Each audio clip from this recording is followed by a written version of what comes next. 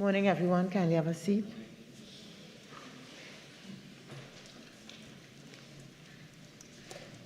Okay, so this Standing Finance Committee meeting is now resumed. Honorable members, in accordance with Standing Orders 81.2 and 8, the estimates containing the details of the financial requirements, along with the appropriation bill, have been referred to this committee for consideration.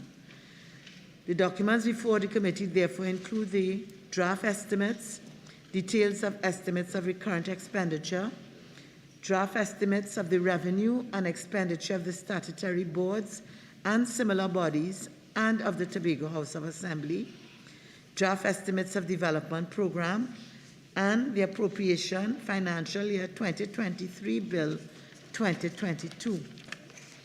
In accordance with Standing Order 85.1, the consideration of the clauses of the bill will be postponed until after the consideration of the schedule, which lists the heads of expenditure to be approved. The heads will be considered in the order submitted by the Leader of the Opposition. Proposed work schedule. Honorable members, you are reminded that the committee agreed to meet as follows: today, Wednesday, October 5th, 2022 at 10 a.m., Thursday, October 6th, 2022 at 1:30 p.m., Friday, October 7th, 2022 at 10 a.m., Monday, October 10th, 2022 at 10 a.m., and Tuesday, October 11th, 2022 at 10 a.m. Honorable members, you are also reminded that the committee must consider a minimum of 8 heads of expenditure today in order to complete its work program in the 5 days allotted. Procedure for each head. Honorable members, you are reminded that the procedure for each head of expenditure shall be as follows. 1. The head and the amount to be appropriated will be announced by the chairman. The minister will then be given the option to make a brief opening statement. 3. The chairman will then propose the question that the sum proposed stand part of the schedule. 4. Each head of expenditure. For each head of expenditure, the chairman will call the subhead followed by the item. The chairman will not call the sub-items. Discussion can ensue on the item called or the relevant sub-item and clarification sought. Once the committee moves to another subhead, questions from a previous subhead will not be entertained. The chairman will repeat the procedure for the development program. Once this is concluded, the chairman will then put the question that the sum stand part of the schedule. The procedure will be repeated for each head of expenditure. Speaking time. Honorable members, in accordance with Standing Order 45.1, the speaking time in Standing Finance Committee shall not exceed 5 minutes on each intervention. We have invited accounting officers and technocrats who will arrive at specified times during the day. Therefore, we must adhere as far as possible to the agreed schedule. We begin at Head 18, Ministry of Finance. Head 18, Ministry of Finance, $7,908,596,895. I will now invite the Minister of Finance to make a brief opening statement, not exceeded 5 minutes. Minister. Thank you, Madam Chairman. The Ministry of Finance is responsible for the collection of revenue and the management of expenditure. The Ministry has a number of divisions, notably the Inland Revenue Division, the Customs and Excise Division, and the Valuation Division.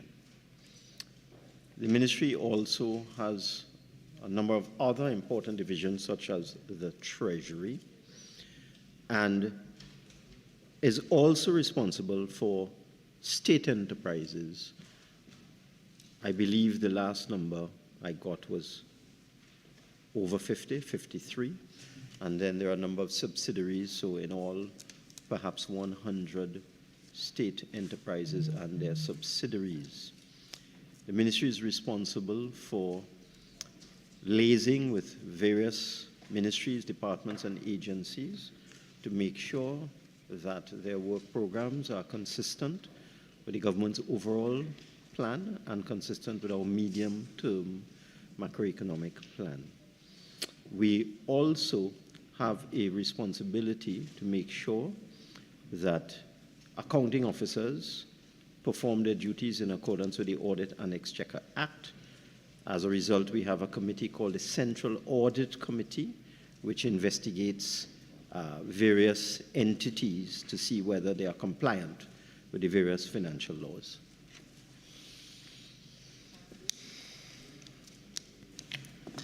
Honorable members, the question is that the sum of $7,908,596,895 for Head 18, Ministry of Finance, stand part of the schedule.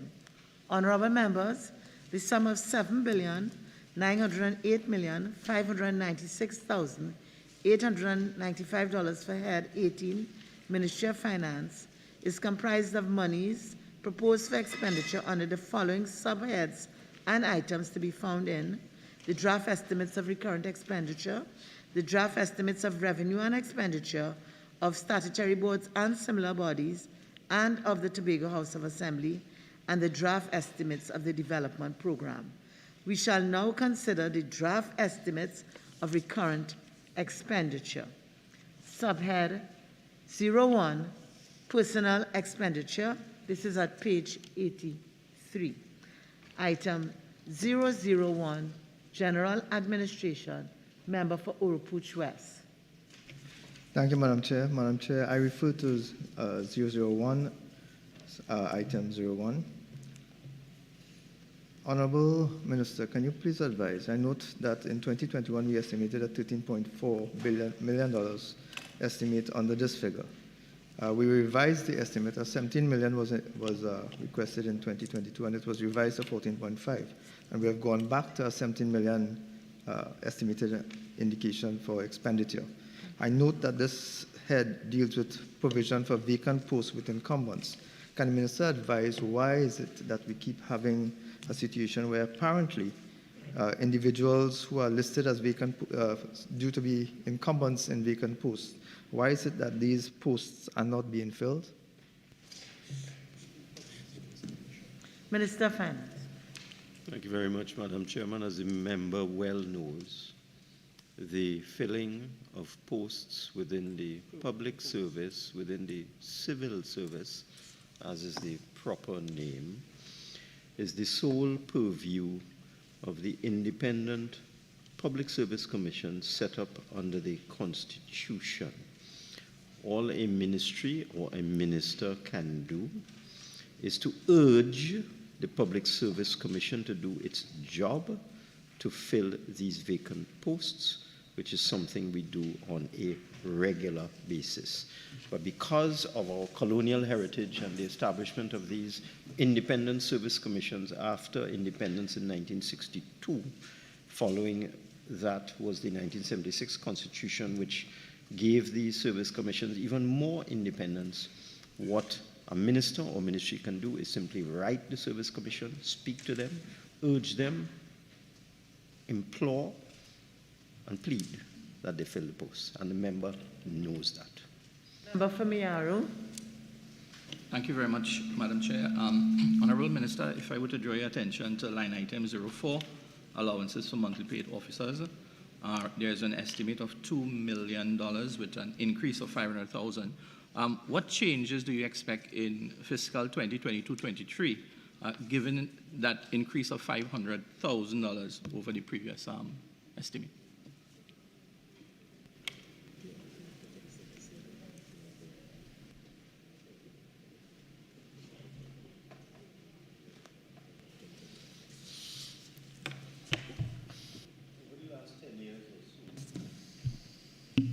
There was the creation of particular divisions within the ministry: EMD, Economic Management; DMD, Debt Management. And the positions in these divisions were filled using contract officers, and the plan is to transition these contract officers back into the civil service and into permanent establishment positions. And therefore, it is expected, if that is achieved, again, that will require the support of the Public Service Commission, that there would be a requirement for an increase in the allocation for allowances for monthly paid officers. Member for Oropouche West. Madam Chair, I want to go back to 01, salaries and cost of living allowances. Given what the Minister indicated, that the Service Commission is the one responsible for employment, I'm curious as to find out two questions, Madam Speaker. The number of persons and number of posts in which are affected by this failure to actually access the $2.5 million, and whether those, the failure to fill those posts has had any substantive or negative or positive effect on the ability of the Ministry of Finance to conduct its duties properly. Statement made: the Service Commission is not responsible for the employment. The Service Commission is responsible for promotions and appointments. There's a difference.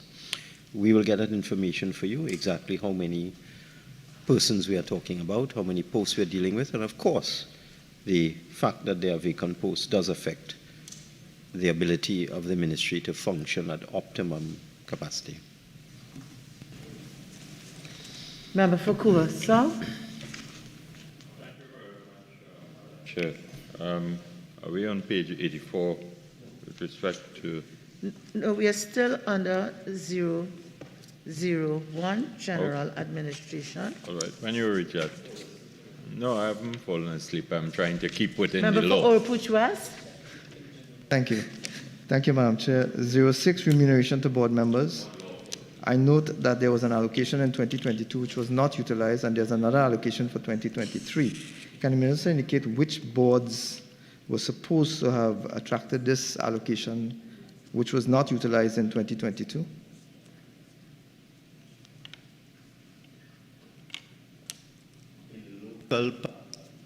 You'll see the number is not large, it's just 60,000. But in local parlance, this is taken in front in the event that the ministry will have responsibility for remuneration for board members in fiscal 2023. Of vacant post salaries and COLA without incumbents, Madam Speaker, I note in 2022, the Minister had estimated a $750,000 allocation, but none was spent based on the revised estimate. But there's a $75,000 estimate for 2023. Okay, so Member for Oropouche West, just assist me. I think you said 04? 08. 08, okay. Vacant good. post Thanks. salaries and COLA. So there was a $750,000 allocation in 2022. None was spent, but there's a $75,000 allocation in 2023. Minister, can you advise whether that's a typo or whether there's a reduction in the amount of vacant posts being pursued by the ministry under this head? Not at all. It's simply an allocation. If the Service Commission does perform better in 2023, then we can easily via or transfer funds into that item, that sub-item. Member for Miaro. Thank you very much, Madam Chair. Minister, line item 14, remuneration to members of cabinet appointed committees. Can the Minister provide in writing the list of these members and the remuneration that each one of them receives? We don't have any. Again, that's a forward-looking item, but certainly in due course, if it occurs, you can pose a question on notice and we will answer that. Oropouche West. Thank you, Madam Chair. I move on to sub-item 31, government's contribution to NIS. I note that the Minister's allocation for 2022 was not utilized fully, and there's been an increase in the allocation for salaries again this year, but no parallel substantive increase although there's a 66,000, it's not a substantive increase compared to the salary increase proposed for the year. Can the minister advise why that is so?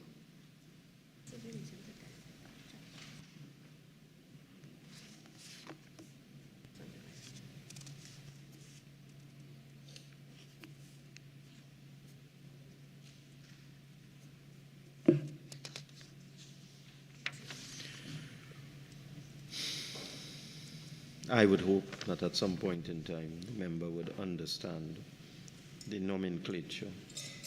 This is direct charges. There are certain posts which are a direct charge, which are different from establishment posts. That's why it's different. Can the minister then advise whether those posts were not filled, and that's the reason why the full allocation for NIS contributions was not utilized during the 2022 fiscal?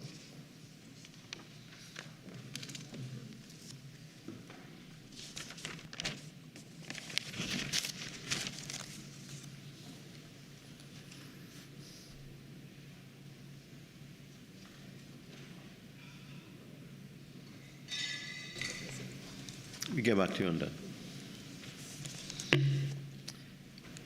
Member for Old Butch West. Thank you, Madam Chair. I move to item 04 on the Budgets Division on page 84.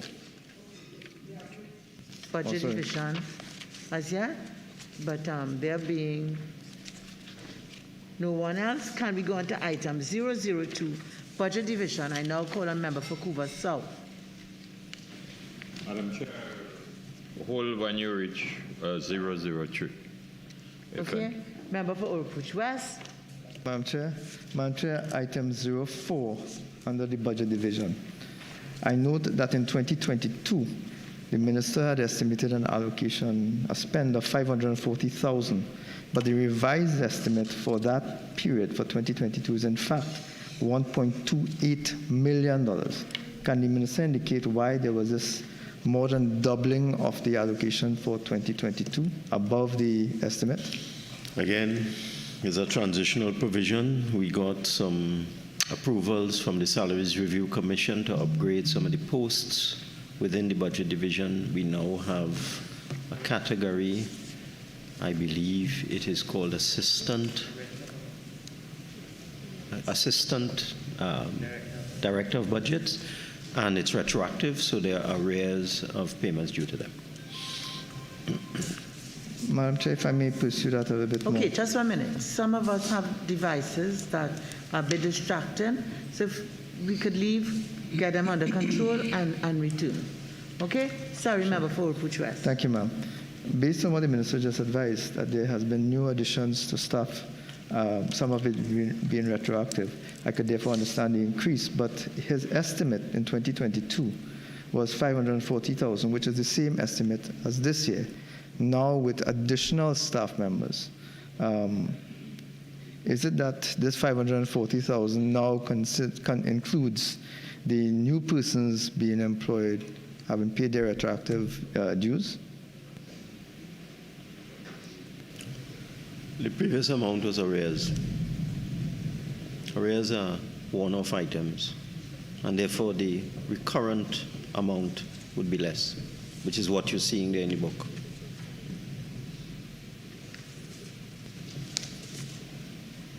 Member for Miaro. Thank you very much, Madam Chair. Minister, I want to draw your attention to item 01, salaries and cost of living allowance. I know there is a decrease of $200,000, and in the explanation, it advises that it includes provisions for vacant posts, which I assume that you're going to be hiring folks, right? What changes are you expecting in that fiscal year that explains the decrease of that $200,000? Point early in the day. If you look at the front of the book, you'll see the word estimates, and then you'll see another word, draft. So when you put those two words together, draft estimates, it means they are not exact. So that is simply a rounding off provision. And I think I've said that for the last 7 years. Member for Old West. Thank you, Madam Chair. Madam Chair, I would like to move on to vacant post salaries and COLA without incumbents. Again, there was So that's 08? This is 08, correct? Yes, sure. Again, there was an allocation that was not utilized, but the minister has made the allocation again this year. Same question again, Madam Speaker, as to whether or not this failure to fill the post has had any substantive effect on the ability of the budget division to undertake its job.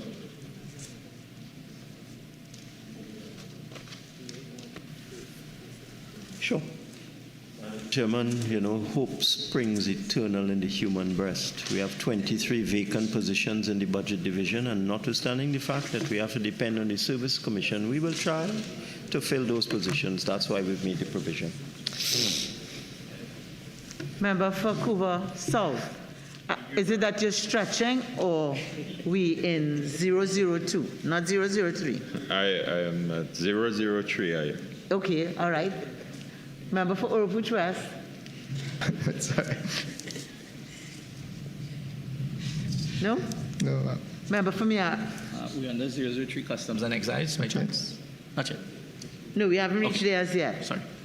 So if we're going to go to 003, I think we will then take Couva South first. So 003, Customs and Excise. Member for Couva South. Thank you. Thank you very much, Madam Chair. Minister, under 01 salaries and cost of living, I see there's a projected expenditure in terms of increase by $13 million. Could you advise this meeting if this has to do with the recruitment of customs officers, taking into consideration what you stated in the budget presentation, that the TTRA will be operational in 2023, and you are combining the operation of the Inland Revenue Division and Customs and Excise. Mr. Minister, could you inform this House if these persons who will be recruited will be part of the TTRA? Minister, hope springs eternal. No, Madam Chairman. I'm sorry we agreed to 5 minutes in the standing orders. That question could have been asked in 10 seconds. The answer is yes, we are filling these posts. It is completely independent of the TTRA. When the TTRA is fully operational, public servants will be given an option to either transfer to the TTRA, be redeployed within the public service, or leave the public service. That we haven't reached there yet. We are currently building out the organizational structure. Life goes on. The Customs Division is severely understaffed. It would be irresponsible not to fill these posts in the interim. So just to guide us as we go forward, I just want to remind everyone, according to the standing orders, everyone is entitled to 5 minutes on each intervention. Member for Couva South. Thank you, Madam Chair. And the Minister seems to be a very disturbed individual this morning. Madam Chairman, I really will ask for your intervention. I know you are sometimes quite tolerant of the other side, but I can't have a member saying, "Oh, a disturbed individual." Madam Chairman, please, could you bring some decorum to this forum? Okay, so for everyone, we're about to embark on a very lengthy exercise this morning.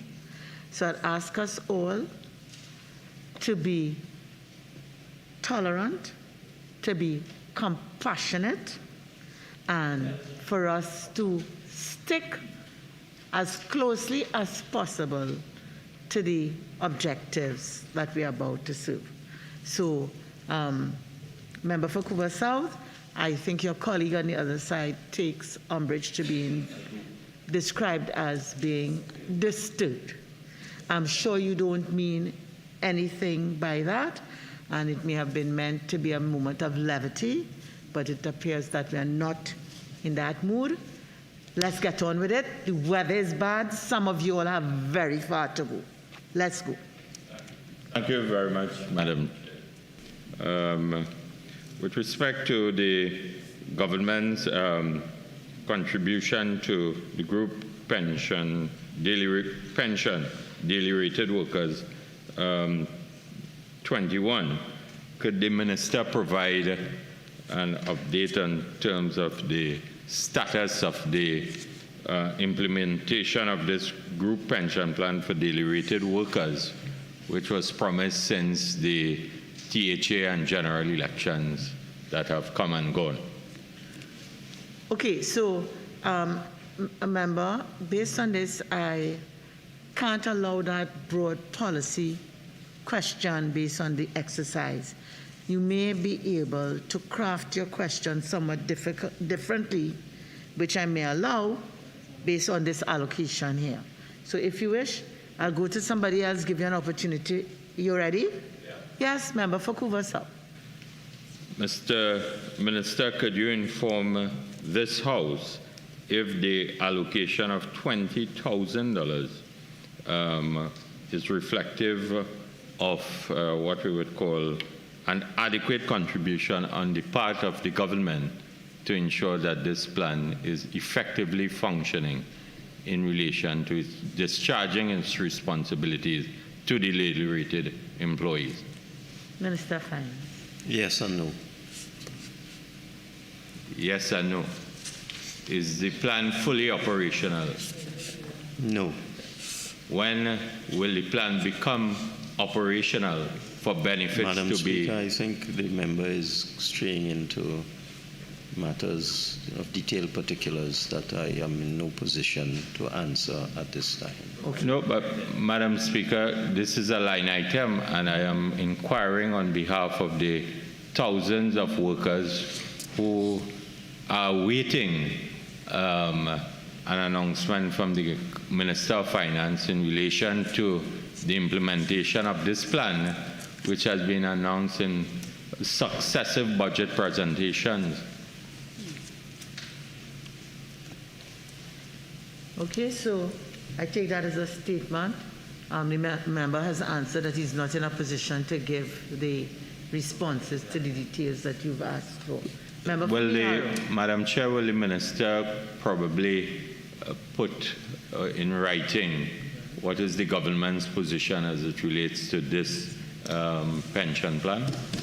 Madam Chairman, this is a good opportunity to remind everyone that this exercise concerns the allocation. It does not concern policy.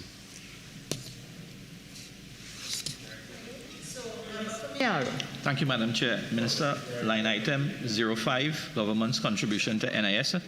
Can you confirm whether this $2,631,500 for NIS contributions is for arrears or is it for payments going forward in terms of the new hires? Yes, sir.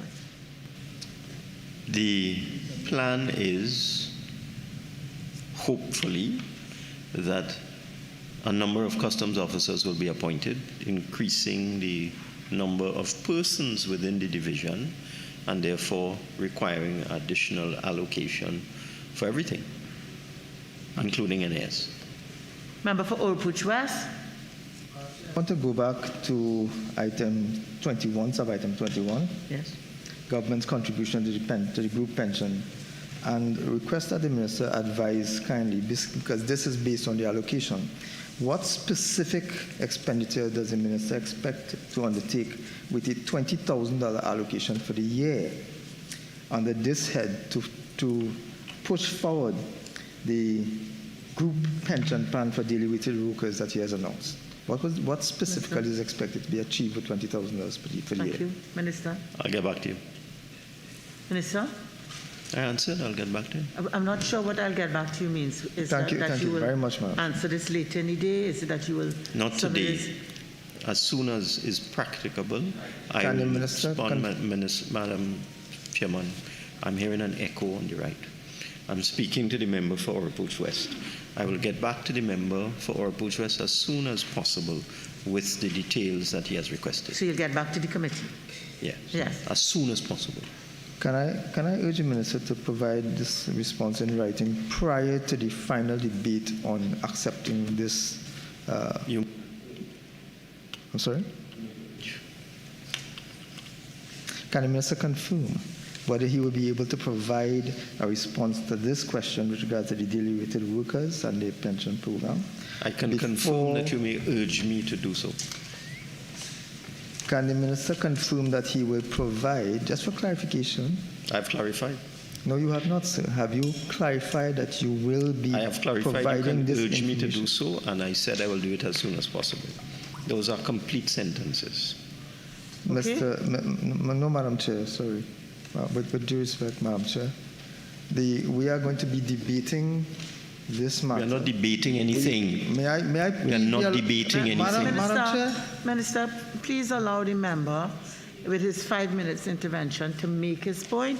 Thank you. You will be afforded a commensurate period of time to respond. Yes, member for approach. Madam Chair, this committee is being asked to approve expenditure. After the expenditure is approved, this is done. I am asking the minister for a provision of a justification for something prior to the approval of it. Otherwise, we would be approving blindly without his explanation as to why this committee has been here. That's inappropriate. Okay, so, Minister, I believe your colleague is asking for an I undertaking. can respond. You don't approve anything anyway, so it don't really make a difference. But Madam in Chair, this item, this 20,000, I will provide the information as soon as I can. Madam Chair, it is very disturbing that the Minister of Finance is unable to provide an explanation for $20,000 in a $56.7 or $57 billion expense. It's very disappointing that he's unable to provide an explanation for $20,000. Okay, so, Minister of Finance, not I given don't an believe answer. Minister of Finance and member for Oropuch West. Minister of Finance, we're not going to get anywhere at this stage. The point about it is, not every intervention is a question. Some are statements. Your friend has made a statement. We move on. Item, member for Couva South, are you on item 003 or are we moving on? We will move on, Madam Chair. Okay, item 00, sorry, member for Oropuch West, I'm sorry.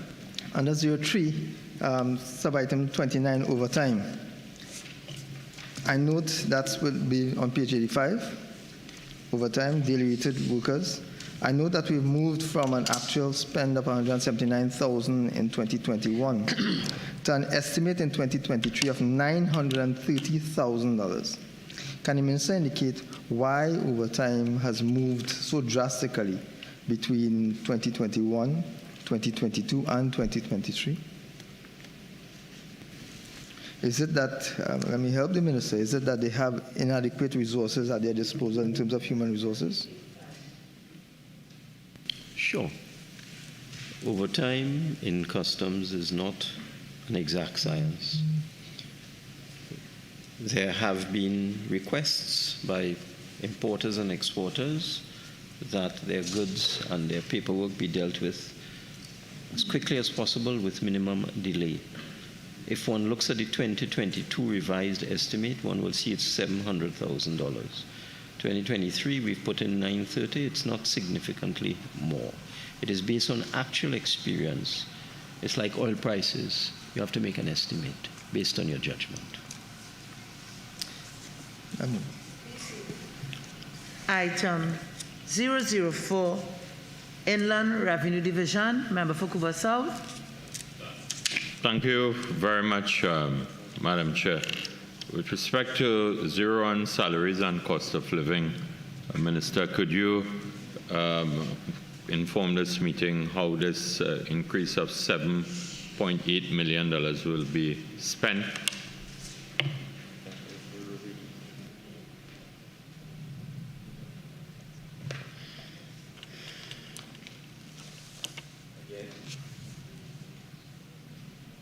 Noted, right. Again, we are very hopeful that in 2023 we'll get a lot of movement from the Commission with respect to promotions and appointments, which have been outstanding for some time. vacant posts or promotions you intend to address? I have that information. You have that information? I'm not hearing the minister. I am the minister is normally a very boisterous individual. I'm not shouting like you. I don't know if they express headlines. You seem to be disturbed about that.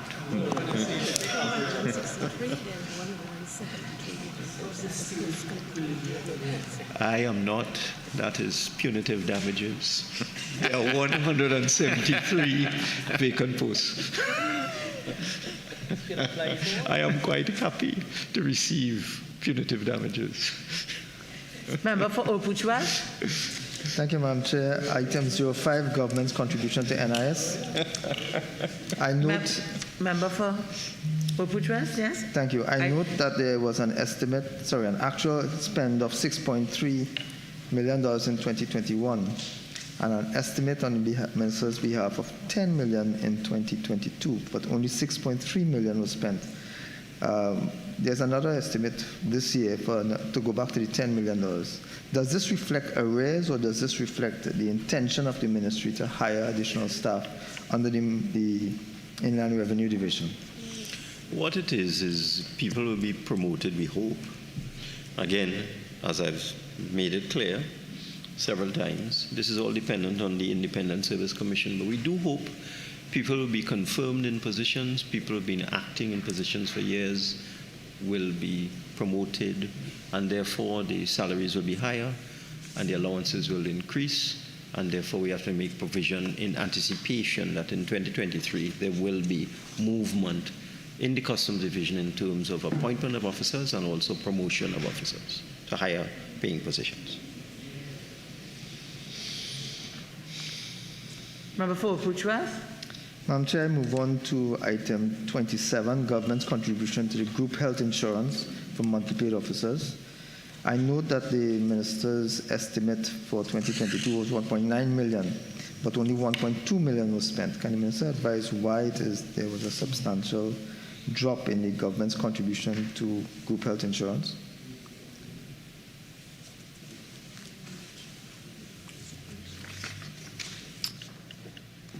You have a suggestion? I'm sorry, I didn't hear you. You have a suggestion? I have a question. Would you like us to put more money into that vote? I have a question. I have a question for you. That is not, this is about the estimates here that you provided. I have a question for you. Would you sir? like us to put more money in there? Can you provide? Is there a particular insurance company or broker that you are lobbying for? Madam Chair, the minister's role in this respect is to answer questions. Minister of Finance. The minister's role is to answer. Minister of Finance, could you provide another type of response so that we could advance the work of this committee? The work is advancing. I want to know if he's lobbying for somebody. I'm not excusing Chair, you. the minister cannot impute motives on behalf of my colleagues here, man. Minister of You Finance. must withdraw that. Minister of Finance. Minister of Finance. And that's, as you know, that's improper. It's as improper as you being described as disturbed this morning. So let's please do unto others as we have others do unto ourselves. We become very spiritual in this place. Okay? Please, Minister of Finance, your friend has asked a question. If you're in a position to give an answer, please do. Madam Chair, before the minister responds, he should... Member for Couva South. Member for Couva South. I have already spoken to the minister that it's improper. Let's go on. Madam Speaker, the general answer would be that this is an estimate. One may have an improvement in benefits during the fiscal year for the group health plan for the public servants. You may have a change of administrator. You may have a backlog of claims. The fund may need to be replenished. It's forward planning. But if you have a suggestion, I would like to know. You have a further question?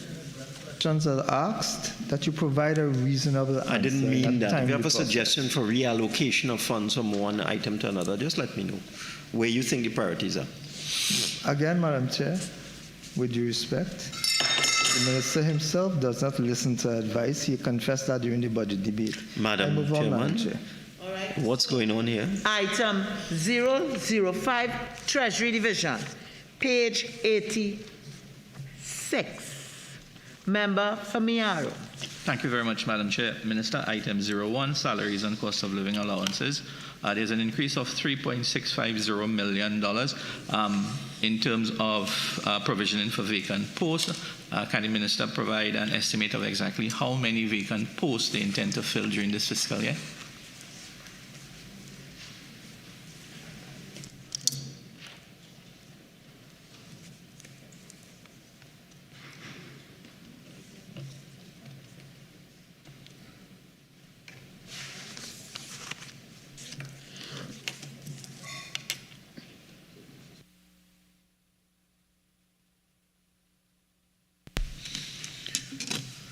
Right. Let me just correct the record again. Inaccurate statement made by a member opposite. We don't fill posts. We want the Service Commission to fill the posts. There will be promotions and filling of vacant posts. There are currently 3 vacant posts, but a number of promotions are in the air.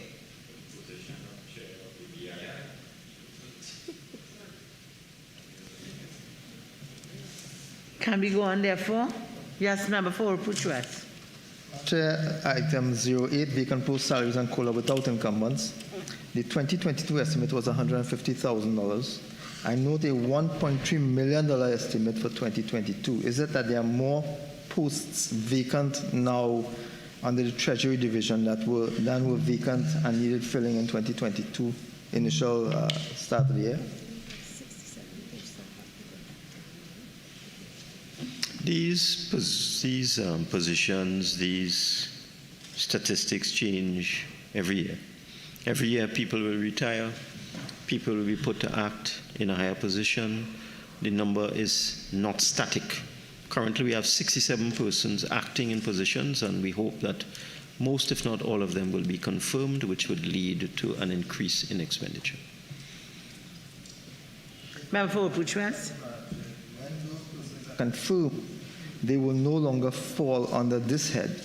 Therefore, this head suggests when there's an increase is that provisions are being made for a vacant post in the event that they are considered. Madam Chairman, I have a problem when members opposite have a problem with the English language. There's a word called includes. Includes does not mean that it is all-encompassing. It means that it is part of what is going on. So that note says that this allocation includes the filling of vacant posts. It doesn't mean that it is only required for the filling of vacant posts. And I hope you don't ask me that again.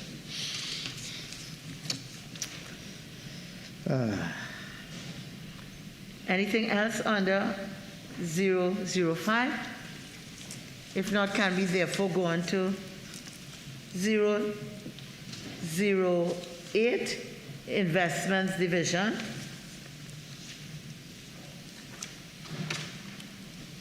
(009), Central Tenders Board. 010, Valuations. Member for Cuba South. Thank you very much, Chair. Minister, with respect to 08 vacant posts and salaries, $3 million, could you indicate how much posts will be filled and what classification will be covered by this $3 million?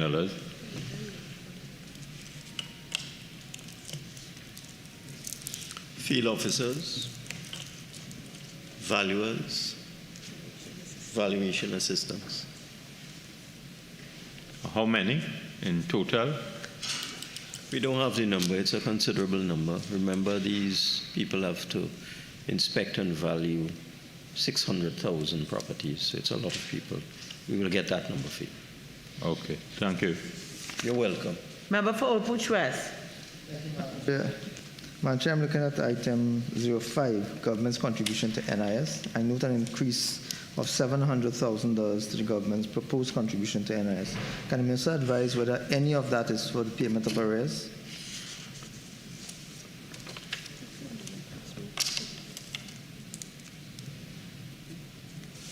It's really for promotions and filling of positions, not arrears per se. Arrears is not the primary element.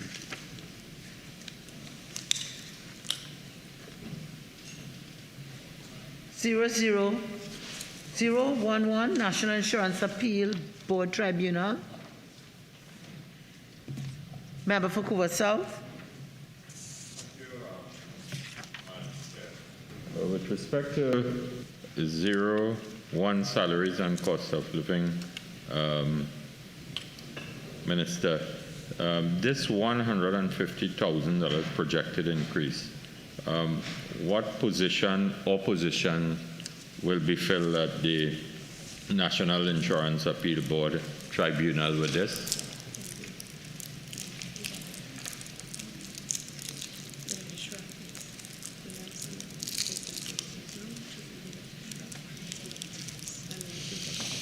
There are some vacant positions, primarily the registrar, and there's also an intention to create a deputy registrar position. So both, at the moment, the appeals tribunal, just for clarification, does not have a functioning registrar. You are incorrect. Well, if I could recollect, Minister, you just said that the projected increase is to fill the position of registrar and the appointment of a deputy registrar. I did say that. So that is why But somebody... your conclusion is incorrect. There are people acting in the position right now. That should be obvious. You want to make permanent appointments. And in relation to the permanent appointment... A labor man like you must know about them things. And in relation to the acting appointments, in the permanent that you are looking to fill, you have a timeline when you project that these things... Again, I repeat, you're just regressing, you're retrogressing. I don't fill positions. The Public Service Commission does that. So don't ask me. I am hopeful they'll do it in 2023. The recent judgment did point to a direction that you played a role in attempting to fill a position. That was taken. I did, and I did fill the position. I didn't attempt.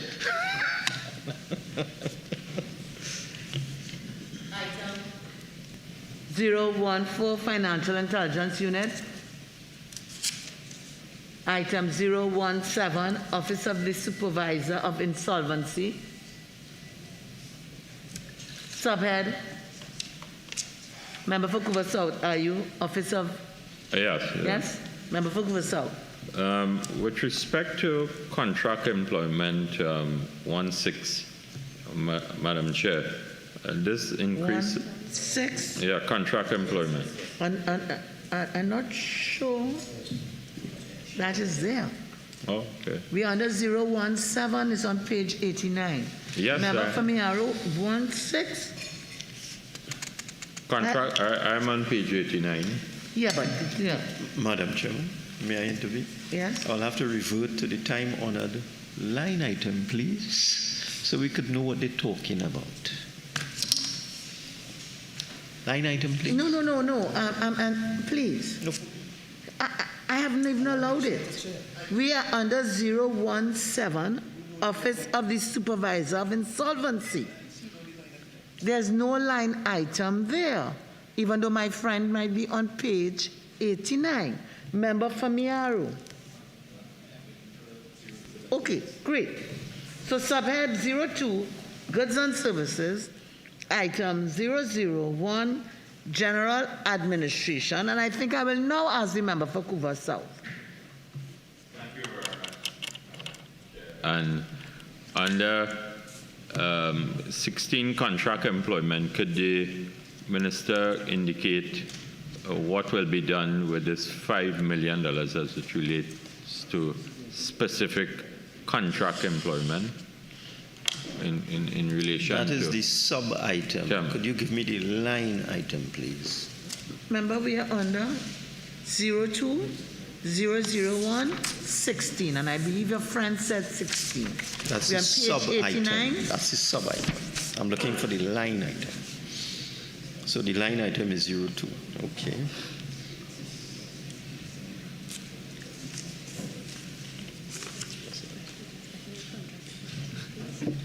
I think he just plainly has it. We are making a serious drive in 2023 to fill a number of vacant contract positions to improve the efficiency of the ministry. As you know, when public servants are deemed to be efficient, they're quite often poached by the private sector. So you have a movement, and therefore vacancies are created, so that we've had some depletion in our ranks. And in 2023, we're going to make a serious drive to refill all of those positions, and also positions that were already vacant, contract positions, that is. And that's across the ministry, the EMD, the DMD, the SMO, all the various units and divisions of the ministry.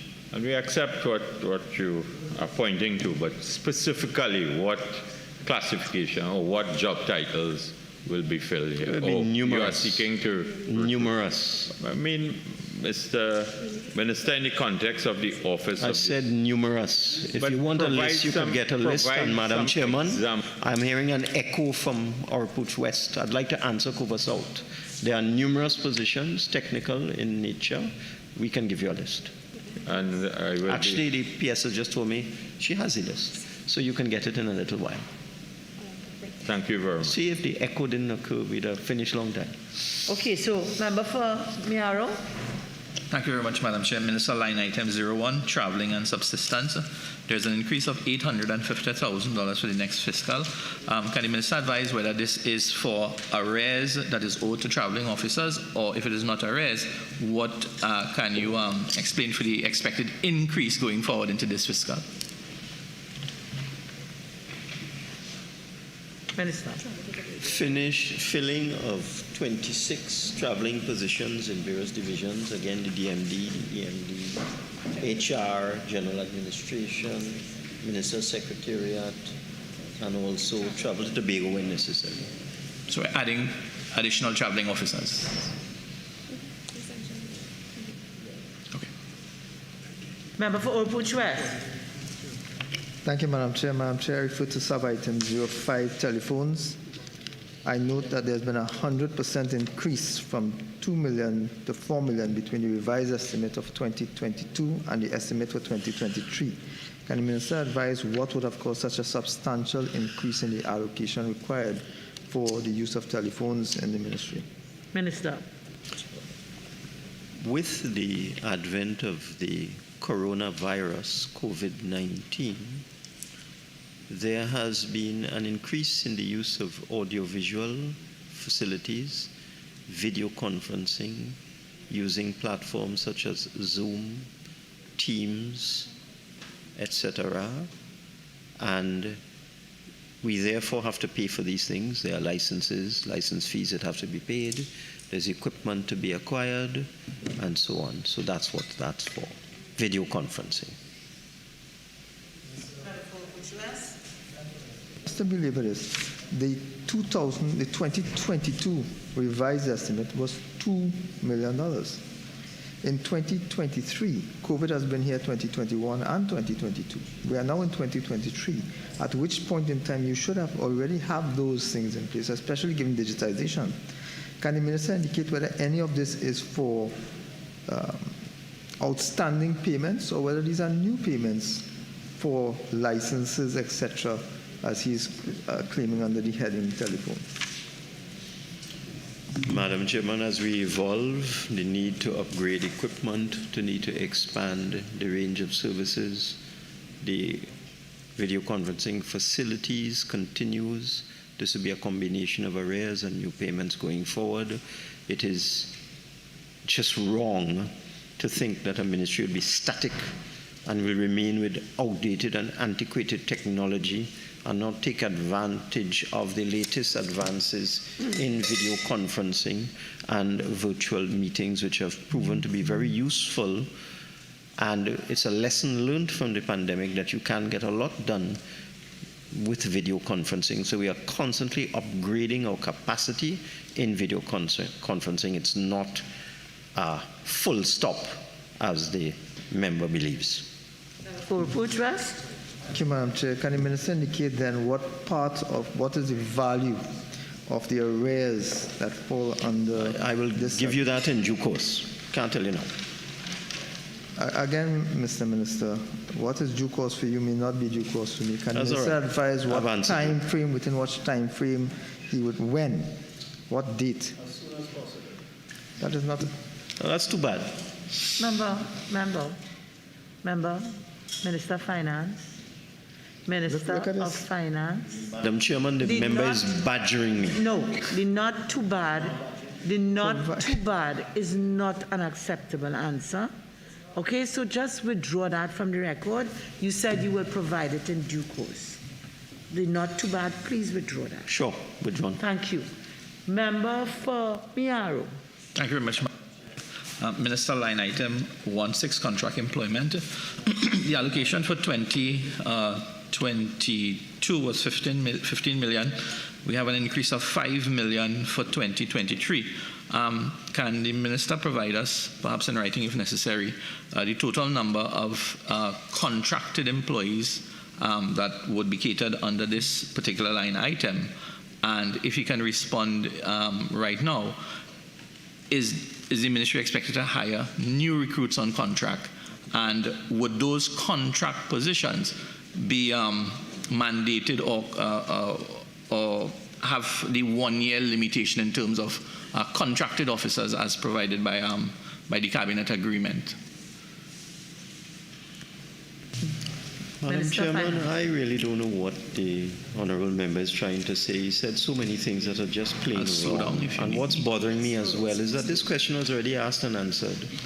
The member for Cuba South asked for a list of all the positions. We agreed to give it to him. This is beginning, and they're already starting to repeat questions.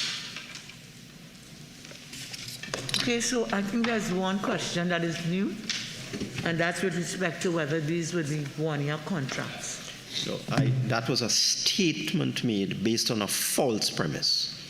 There's no understanding written anywhere that contracts are 1 year.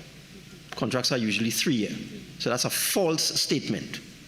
And that's what I meant. I couldn't understand what he was saying because he was rambling. Okay, so we got an opportunity for the record to be clear.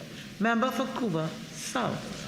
Madam Chair, could I get your guidance here this morning as it relates to questions that are being posed by my colleagues, and you as the chair of this meeting allow these questions to be posed to the minister?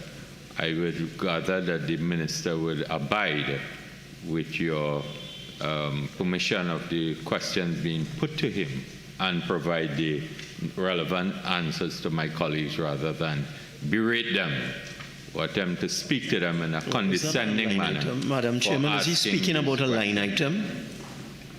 We have to stick, what's good for the goose is good for the gander. We have to stick to the rules, you know. That is not a line item he's talking about. And Minister of Finance, I believe your friend was asking me to give a ruling with respect to how questions are being answered.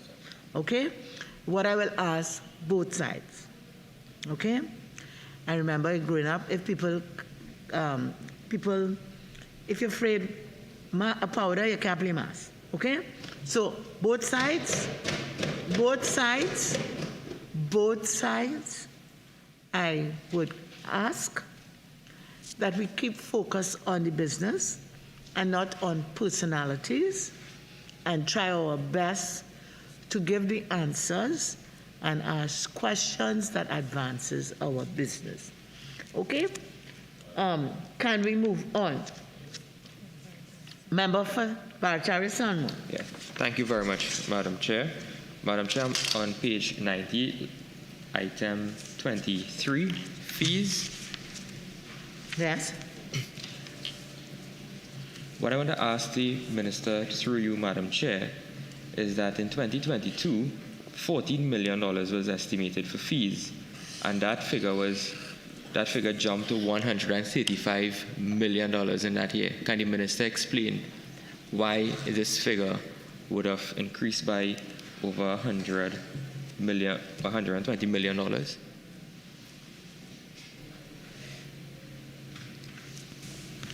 I think there's an explanation on the page. 90. You're right. 23 fees. I think there's an explanation. I thought I seen it there. It includes Analytical services. Minister, as you said before, doesn't mean only analytical services. What's he reading? There would be other items.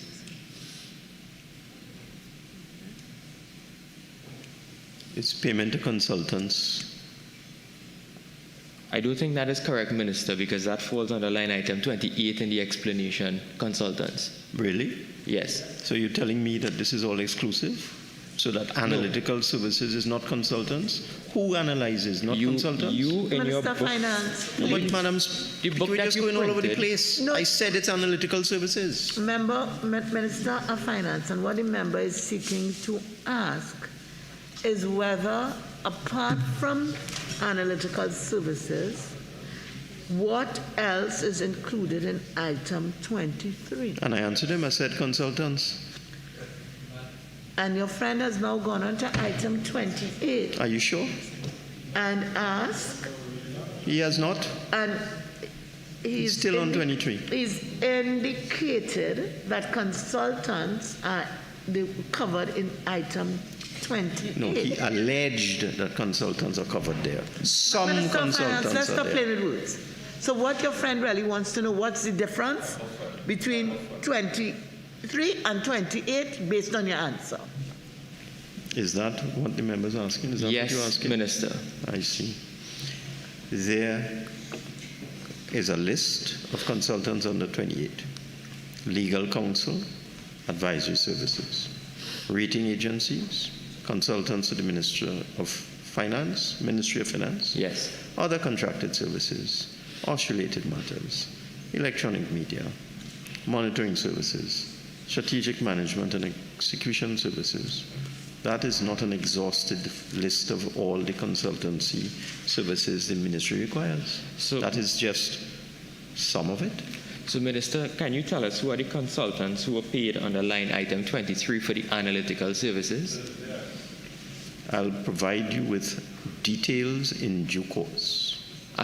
But I want to make it clear that if explanation lists a series of consultancy services, that could never lead to the conclusion that that's the only consultancy services that a ministry as large and as complex as the Ministry of Finance would require. Minister, what analytical services I said I will provide a list. No. Minister, what analytical services has the ministry conducted for the last year to spend $121 million? I'll provide a list. And Minister, can you then confirm that the that $121 odd million, was that only paid for analytical services alone?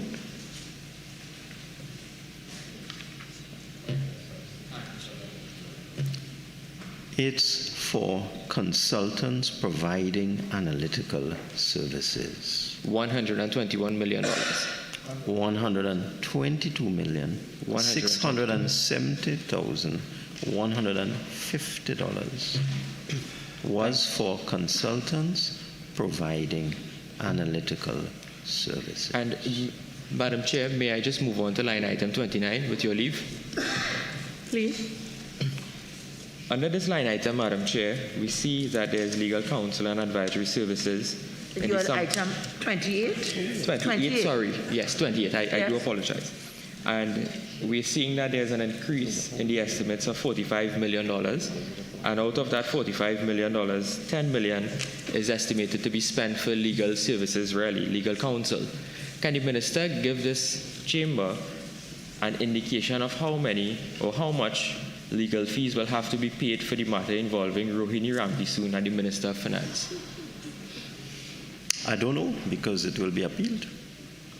But Might not have to pay anything. Minister, fees will have to be paid to the lawyer whether or not you win or you lose. Madam Chairman, this is becoming ridiculous. I was asked, I said I am not sure because the matter is under appeal. If the member has an interest in the matter, declare your hand now. How do you know that the ministry will be required to pay legal fees? How do you know? Are you one of the attorneys in the matter? Minister, are you getting this matter done pro bono? Have you not paid a retainer for the attorneys to conduct the work on behalf of the ministry? So, member for Barachara Salmon, I think this line of questioning, while I can't judge the importance, I'm not certain it is for this type of exercise. As you know, you have other avenues, and I think that might be the proper place for it. Member for Orput West. Thank you, Madam Chair. I want to go back to line item 23. Excuse me? I'm not hearing, sorry. I'm sorry, Madam Chair. I want to go back to line item 23, please.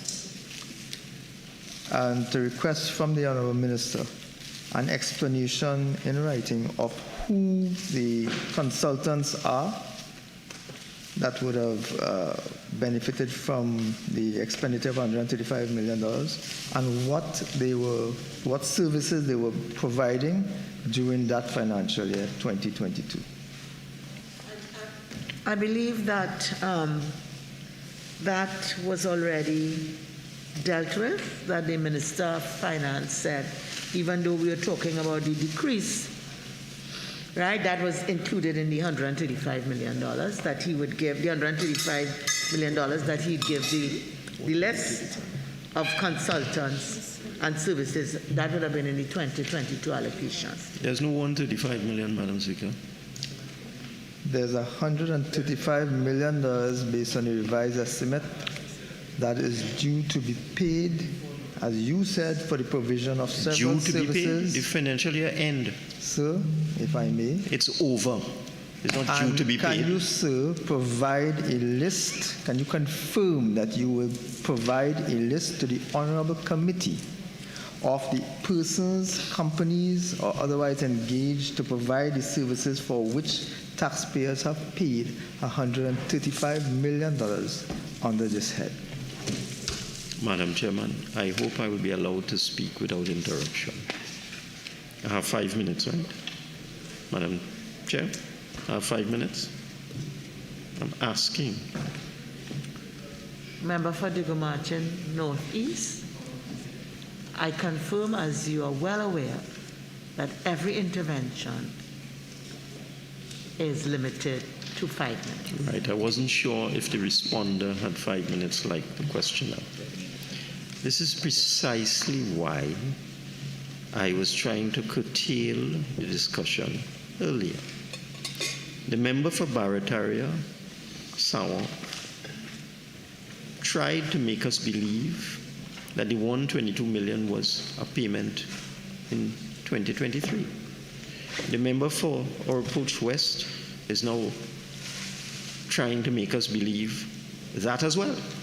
Having corrected him that this is the last fiscal year and therefore this payment was already made, the member for Orput West is now tacking back to ask the same question already asked by the member for Barataria, Sawan, with respect to the particulars, with respect to this payment, for which I have already given an undertaking that I will provide a list with respect to the provision of consultants who provided these analytical services. I am asking you, Madam Chairman, it is just wrong for members to ask the same question in a different way to try and get a different answer to a question that I have already answered on multiple occasions. This question has been asked and answered. Madam Chair, if I may, the Minister seems to himself have a little problem with the English language. Based on his own explanation previously, he stressed that this figure includes analytical services. He just confirmed the intention to provide a response to the Honorable Committee for the services provided under analytical services. I am trying to re-emphasize the point that this subhead here includes analytical services. Based on his own explanation, I am asking for the provision of all expenses, a list of all companies, including analytical services, not just analytical services for which you said you have given a commitment. It is for all expenditure, and I was very specific for the $135 million expended under this sub-item. Madam Chairman, I don't know what the member for Oropouche West is trying to prove, and I would not like to be interrupted. I kept quiet when you were talking.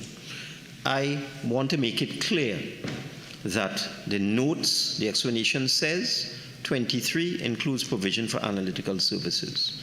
It speaks to a decrease of 122,670, 150, which means that that is not going to be spent in the year 2023. It means it was already spent. If you go to the 2022 revised estimate, the number is 135, and therefore 122,670 surely is part of 135,000. It is not all of it. So the member opposite is just trying to be too clever. I want to repeat, I've been asked this question now 3 times. I have answered it. This payment was made in fiscal 2022. The $135 million includes 122,670, 150 for consultants who provided analytical services. The balance is other services, and I will provide a list of all services with whatever particulars I can provide. I do not wish to be asked this question again. That is all. Thank you very much, Madam Chair. Minister, line item 28, other contracted services. Minister, this 30% increase of $15 million over the 2022 allocation, does this include arrears, or is it just for services going forward? 91? Not 90? Isn't he on this one here?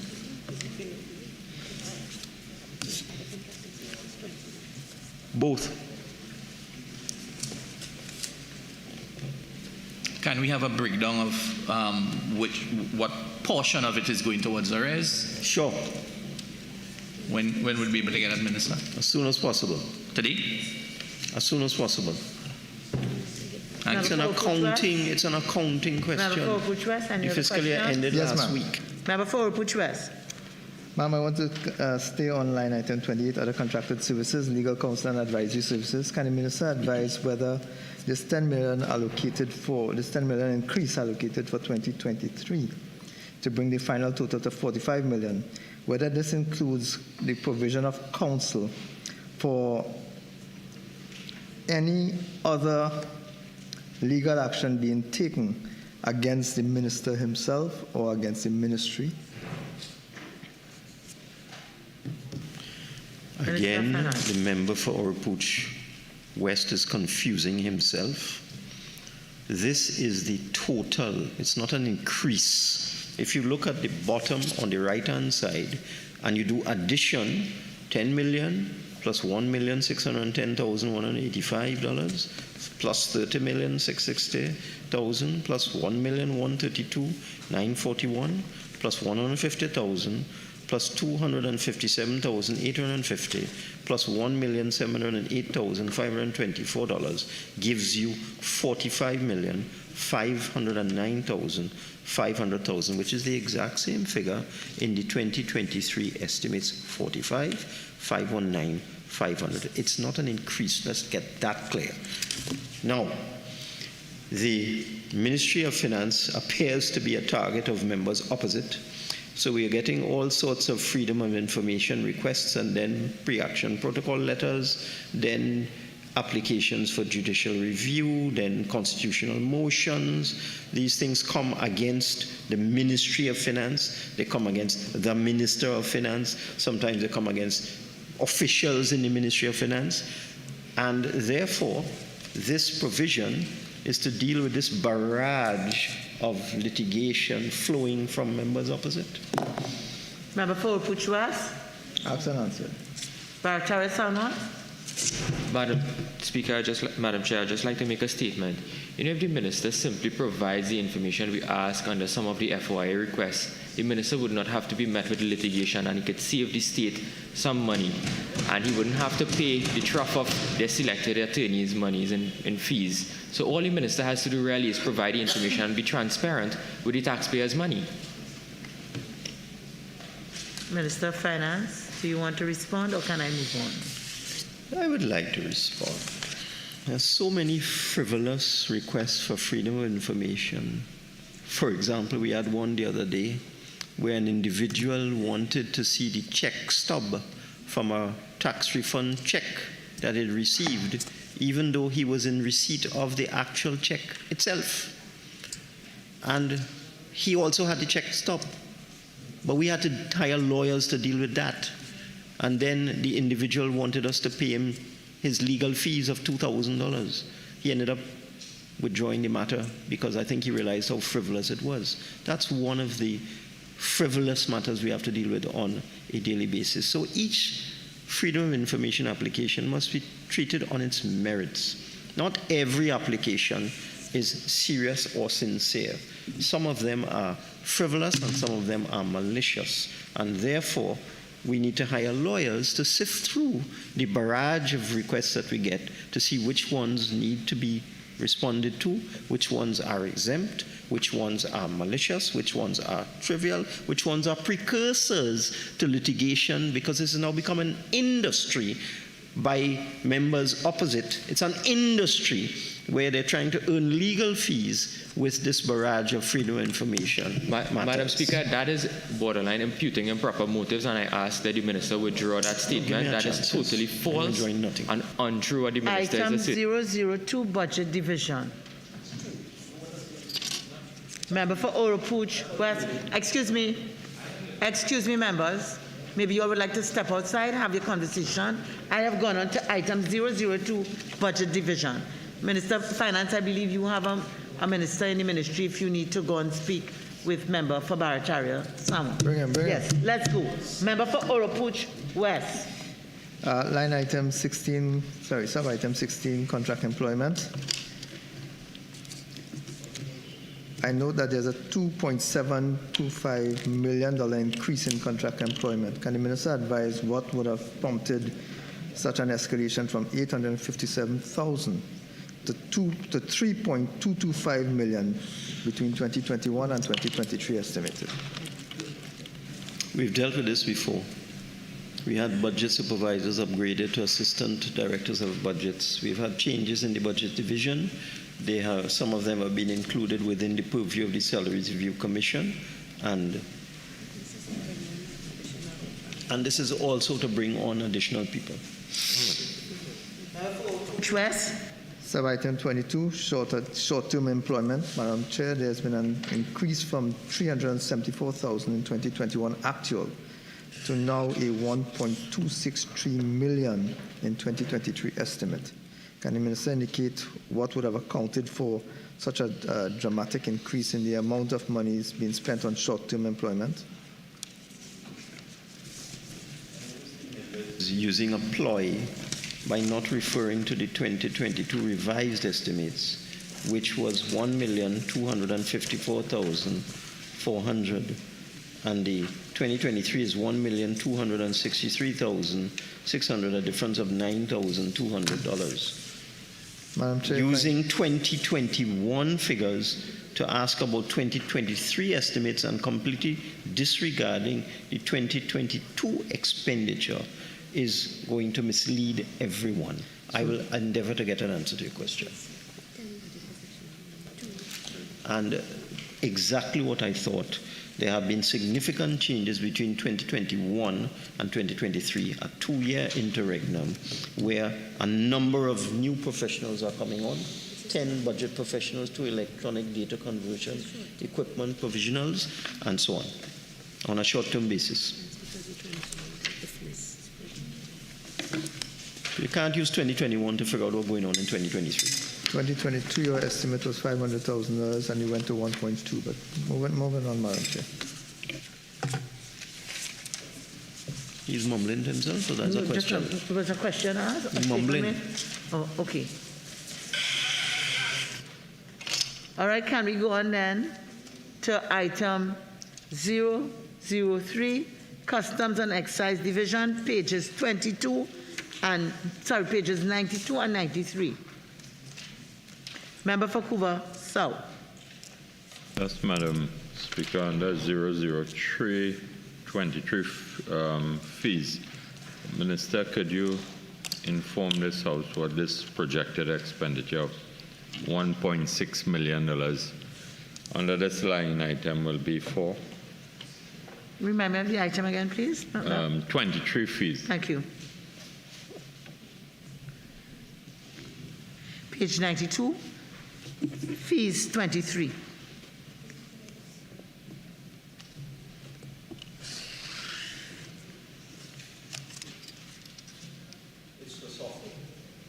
Software. Okay, thank you. And with respect to other contracted services, Minister, and that $20,986,420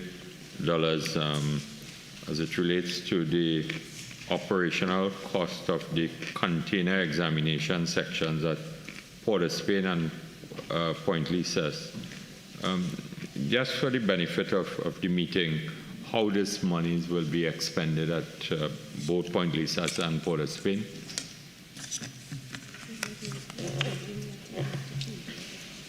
We're upgrading the equipment, but I can get some details here.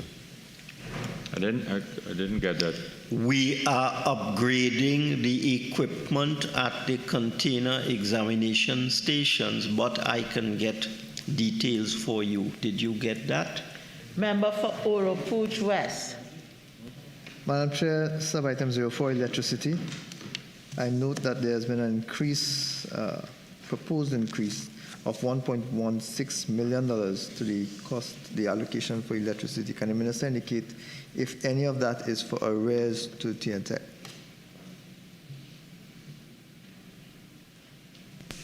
A lot of it. You don't like the answer? Can the Minister advise how much of the allocation under this subhead is for the payment of arrears, and for what period those arrears would have been incurred? In due course.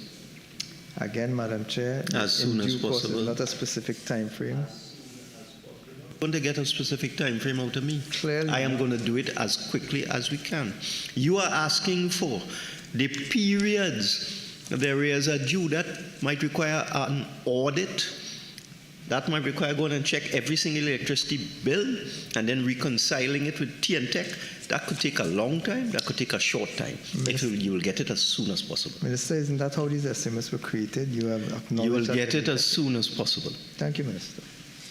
Carol. Thank you very much, Madam Chair. Minister, line item 20, other contracted services. Minister, can you provide in writing the contractors or the contracting firms that have been that is in use for the container examination stations that is costing us $20 million? Which contracted firms? Again, Yes. I think you're operating on a false premise. You see contracted firms there? Well, it is contracted services. Are you seeing contracted firms? Well, can you identify every contractor, if it's not a contracting firm, that is engaged in container examination in writing? I am not telling you they are contractors. I will give you details. I've already undertaken to do that to one of your colleagues. There's no need to ask me the same question over and over and over This is a and different over. question, Minister.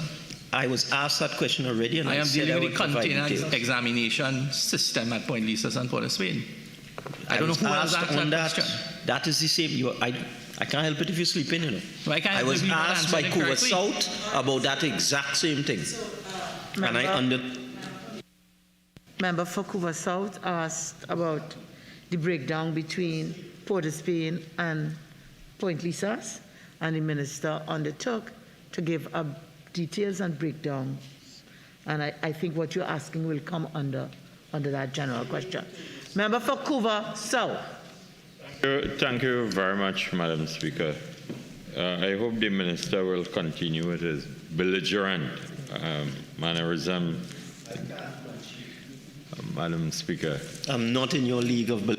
Okay, so I rule the two sets of comments out of order. They are irrelevant. Let's get on with relevant business. Yeah. Madam Speaker, could the Minister, with respect to this line item and the operational cost, Which one, please? Other contracted services, Yes. the operational cost of container examination station at Port of Spain and Point Lisas, given the inflow of arms and ammunition into Trinidad and Tobago, Madam Speaker, will this, in terms of what is being done yet, take into consideration scanners at both ports? No, but not 20 million.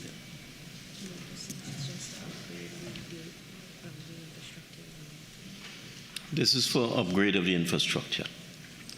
In terms of scanners at these ports will come under another line item? When we come to that, we will deal with that. Okay, thank you. Which West? Thank you, Madam Chair. I move to page 93, sub-item 61, insurance. Look, It's still under the goods and services, Stick to your customs and excise. Madam Chair, I note that there was a revised estimate of $500,000 that would fall under this sub-item, but there's now an estimate in 2023 of $2.4 million. Can the Minister advise what would have caused this substantial increase in the allocation for insurance, and what part of that, if any, is for to meet outstanding payments due, and for what period those payments have been due?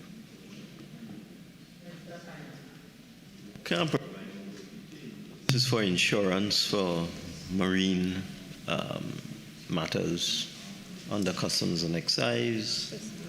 For example, personal accident for officers attached to the Customs Division, Marine Hull, maintenance contract for the mobile scanners, and so on. If you want more details, we could provide them.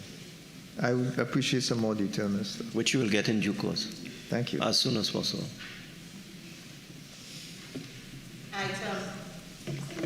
Item 004, Inland Revenue Division. Item 005, Treasury Division.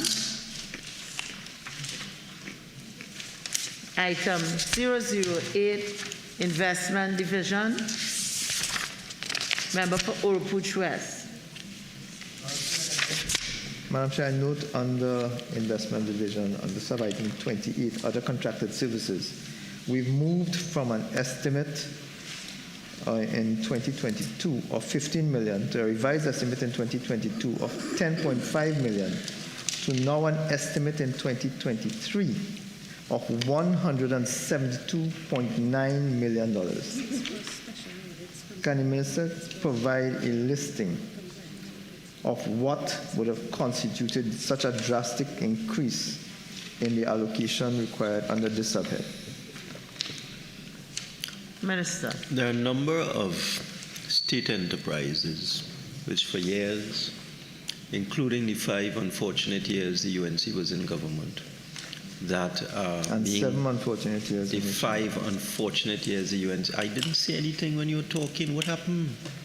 Because I was I quiet. made sense. Madam Chairman, I did not interrupt the member. Why is he interrupting me? Please continue, Member. As I said, including the 5 years UNC was in government, there are a number of state enterprises that are in the process of being wound up. These are defunct companies. And the difficulty with winding up these companies is that they have liabilities. They have matters in court and so on. So it's a long, drawn-out and tedious process. Yeah. We are very hopeful in this year, 2023, we will be able to bring a lot of these things to closure. We're talking about companies like TITCO and so on, which I think TITCO was formed, as far as I can recall, back in the 90s. So there are defunct companies like that. And I mean, my colleague from Coover South will have some understanding. All sorts of companies that are no longer functional, but you can't write them off the books. You can't get rid of them because they are untidy matters that have to be settled. We're hopeful in this fiscal we'll be able to dispense with a lot of these lingering matters with respect to defunct state enterprises. That's why it is that level of allocation. Thank you. Item 009, Central Tenders Board. Item 010, Valuation Division. Member for Coover South. Thank you very much, Madam Chair. I know that the Minister has a lot of focus these days on the valuation division. And under 08, rent lease, office accommodation and storage, Minister, you will spend, or you're projected to spend $13 million in fiscal 2023. Is there any reason for the increase of $2.5 million as it relates to this particular line item? For the proper functioning of the valuation division, especially with respect to the valuation of properties, we are establishing regional offices in various parts of the country. Just let me give you some locations: Charleville, San Fernando, Barataria, Aruca, Point Fortin, Rio Claro, Princestown, and so on. So as we continue to build out these regional offices and fully outfit them and equip them, there will be an increase in cost in 2023. We're trying to devolve the provision of services to the various communities rather than centralizing everything in Port of Spain. Okay, so this will be spent on regional offices. And I just called out some of them for you. And for the benefit of the listening public, because I'm sure they will be concerned about the valuation division, where the head office of the valuation division is located? Barataria. Barataria. And, okay, and who owns that particular building? The head I can office? get that for you. All right. That is a building that has been rented by government for some time. The first rental contract was under your government. It was used for another purpose, and we took it over for the valuation division. It's on the highway. As you pass under the Barataria flyover on the left-hand side, a glass building with a black exterior. Thank you. You rented it first, so perhaps you should know. Member for Faisal, I'm not certain that I see. Okay. Member for Coover South. And 16 contract employment, $7.6 million. Minister, could you tell us what this increase will be? Field assessors. Field assessors. Remember, I have made it very clear that we expect to be able to start the assessment of, complete the assessment of properties in fiscal 2023 so that we could start to collect the property tax. So that's for the engagement of field assessors. And given the level of crime and home invasions and so on, Minister, I would plead upon you to ensure that when these field assessors go out there to deal with the issue of valuations and inspections of persons' homes and so on, please ensure that they are properly ID'd and they can be easily identified and so on to members of the public. They are. They take great care to do that. 011 National Insurance Appeal Board Tribunal. Member for Coover South. Yes, in terms of this particular entity, Minister, the National Insurance Fund and this appeals board should be near and dear to you.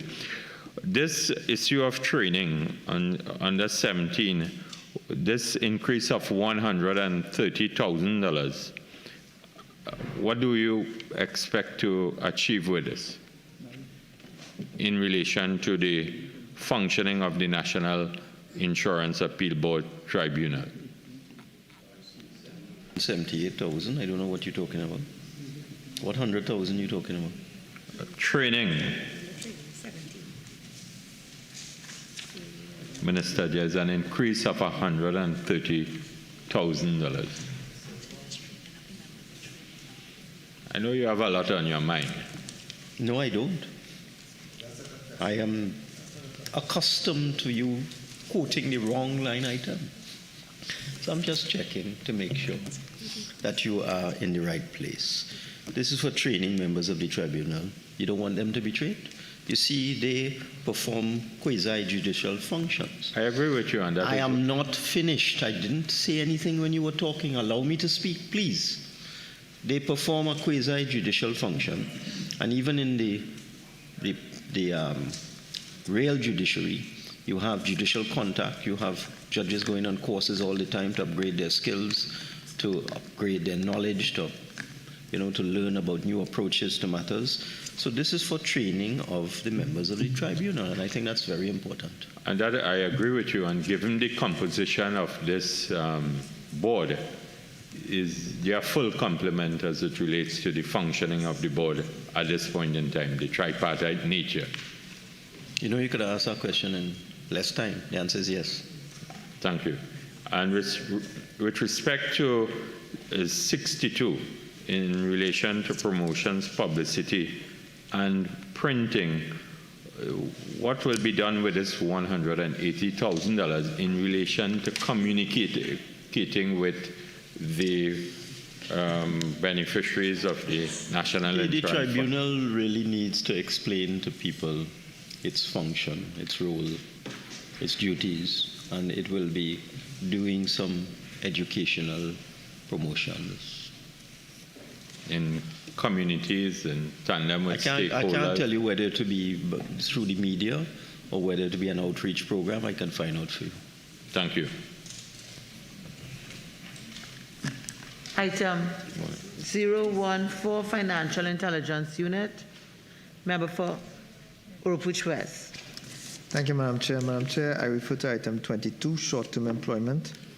Can the Minister indicate what exactly is considered under this head? How many new persons are going to come in, given that they are now including $1.8 million in addition? Can the Minister advise how many persons are proposed to be employed in 2023 and how they will be selected?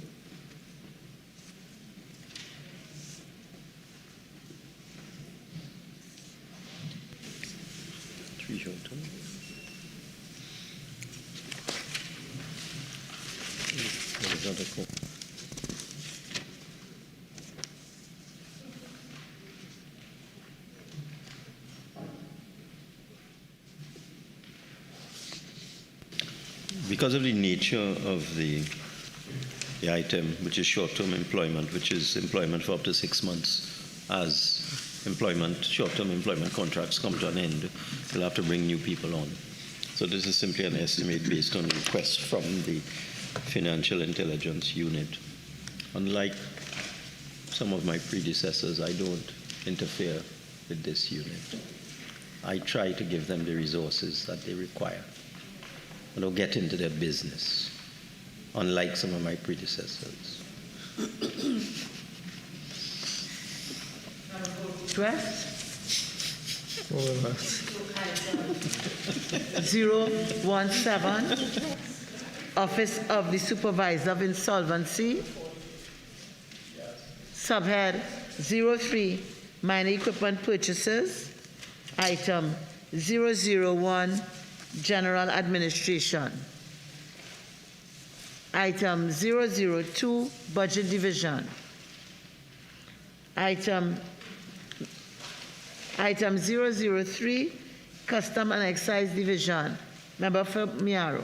Thank you very much, Madam Chair. Minister, line item 04, other minor equipment. There's a $3 million increase in terms of what I suspect it's purchasing of minor equipment.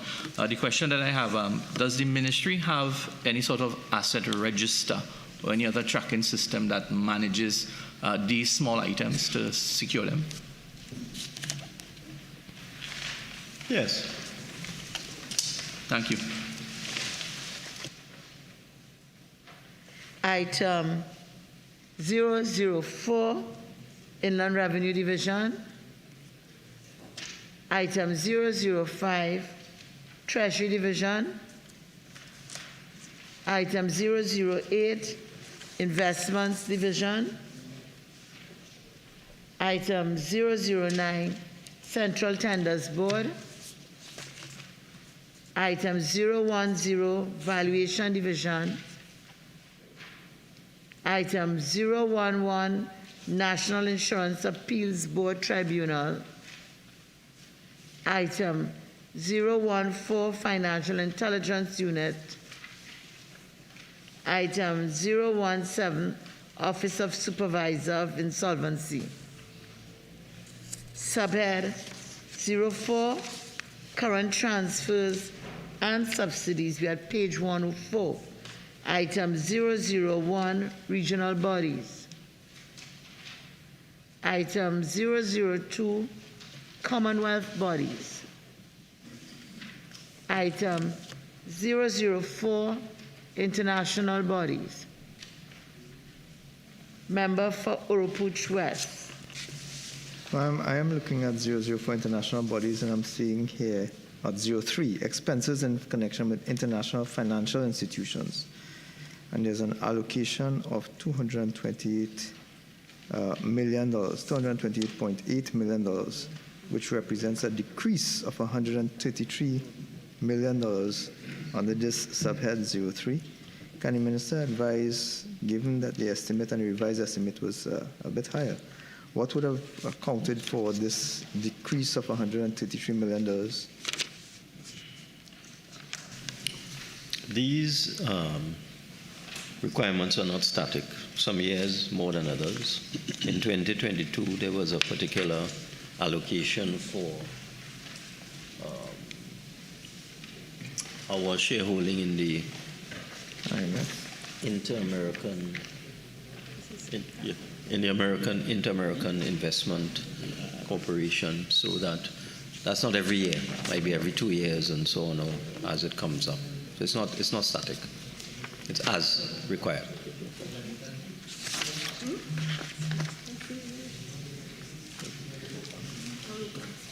How does this fall here now?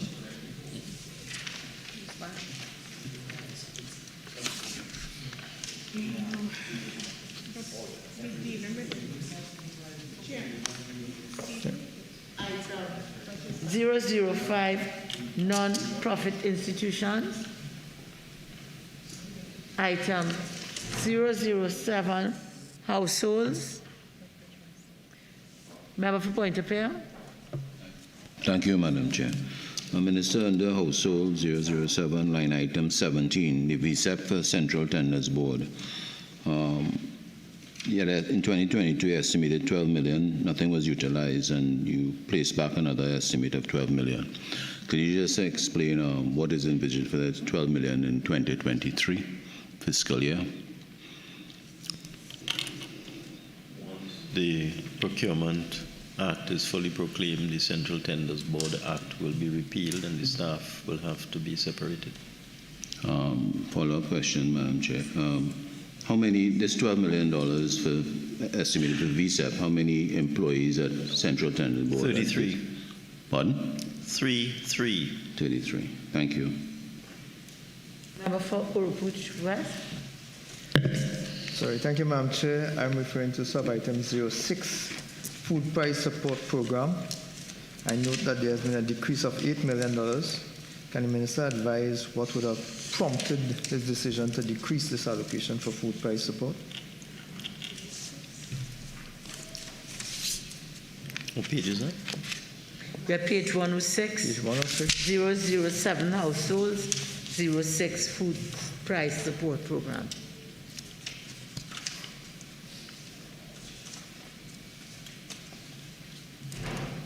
We intend to support more people.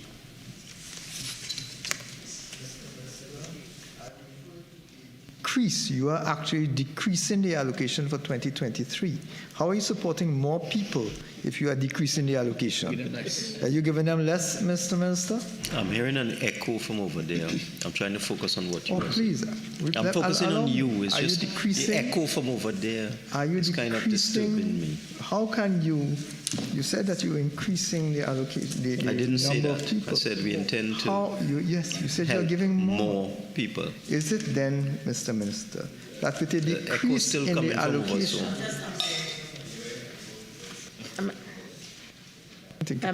Member for Oropuch West, please continue. Chair. Madam Chair, the Honourable Minister indicated that he was seeking to help more people. However, there's a decrease in the allocation. I am even more concerned now that the Minister's suggestion that he wants to help more people with a decreased allocation, it may mean that he wants to decrease the value of the help already being given, which is even more of a challenge.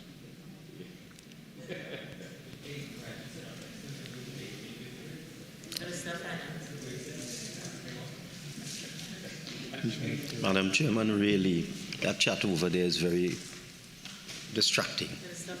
I'll try my best.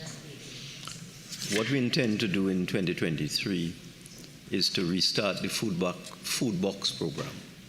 So we're going to supplement the food card program with a food box program. So when you take the allocation for the food box program and you add it to the allocation for the food card program, we intend to help more people.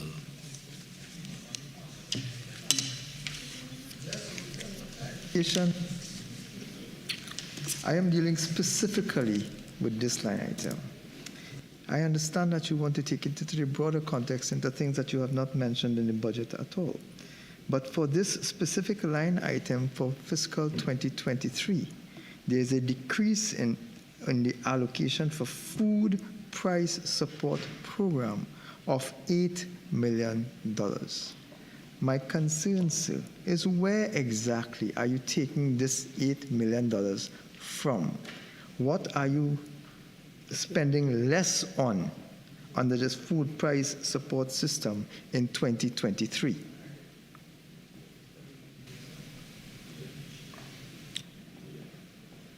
Million represents 4.5% of the total. If somebody is getting a $700 food card now, and in 2023 they get $500 in a food box, then they would not qualify for a $700 food card as well. So, Minister, you are suggesting that less people, or people are going to get less in their food card, and No, that they're was the going to get thinking behind more this? food, not less. They are going More, to get not less less. in their food card. More, not less. Because Minister, there's another there's a deficit. item where they will get more. That's fine. So the aggregate That's fine. is more. It is not less. Minister, I am asking you specifically. I've answered you. No, Minister. If you want to spin around this, you can if you wish, but I've answered you. We are helping more people because we have another program With less which money. will supplement this program. And It I'm doesn't asking- matter. If you have 177 million here and 100 million over so, it means you could help far more people. Minister. You could try and spin it all you want, but you know no, what I'm no, saying is I correct. accept, Minister. You have already said that you intend to reduce the amount of value in food cards. And provided increase to the amount in individuals. food boxes. That's a government policy. Member for Gouverneur?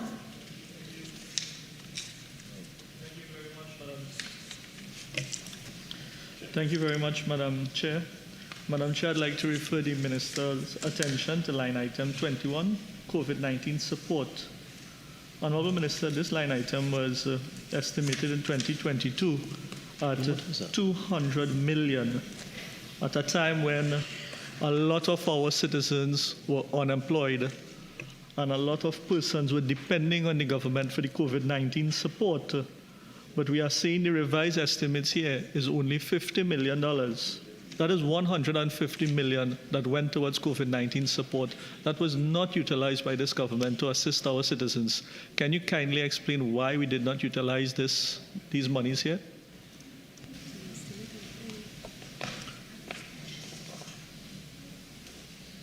Madam Chairman, I am seeing that the revised estimate for 2022 is 50 million.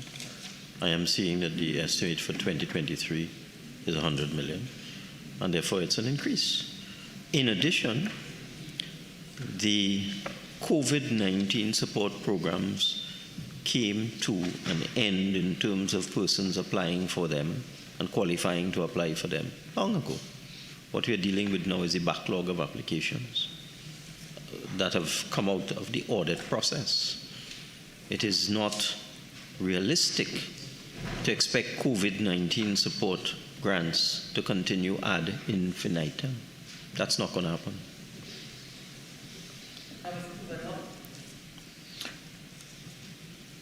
Thank you, Madam Chair. Madam Chair, the Honourable Minister, through his explanation, still did not identify why the 150,000 was not utilized. Taking into 150 million, was not utilized. Now, if we take into consideration what was the revised estimate for 2022 and what is now being estimated for 2023, which is only 100 million, which is 100 million less than what it was last year. We provided 200 million last year. The government failed to utilize this to help the citizens of this country. Now the government is saying 100 million, which is 100 million less. So, Minister, can you advise if it is that it is lesser support that the citizens is going to be expecting from this line item and from your ministry in the coming year? Madam Chairman, why would citizens be expecting to get COVID-19 salary relief grants in 2023? The cutoff date for application for salary relief grants in the Ministry of Finance was in 2021.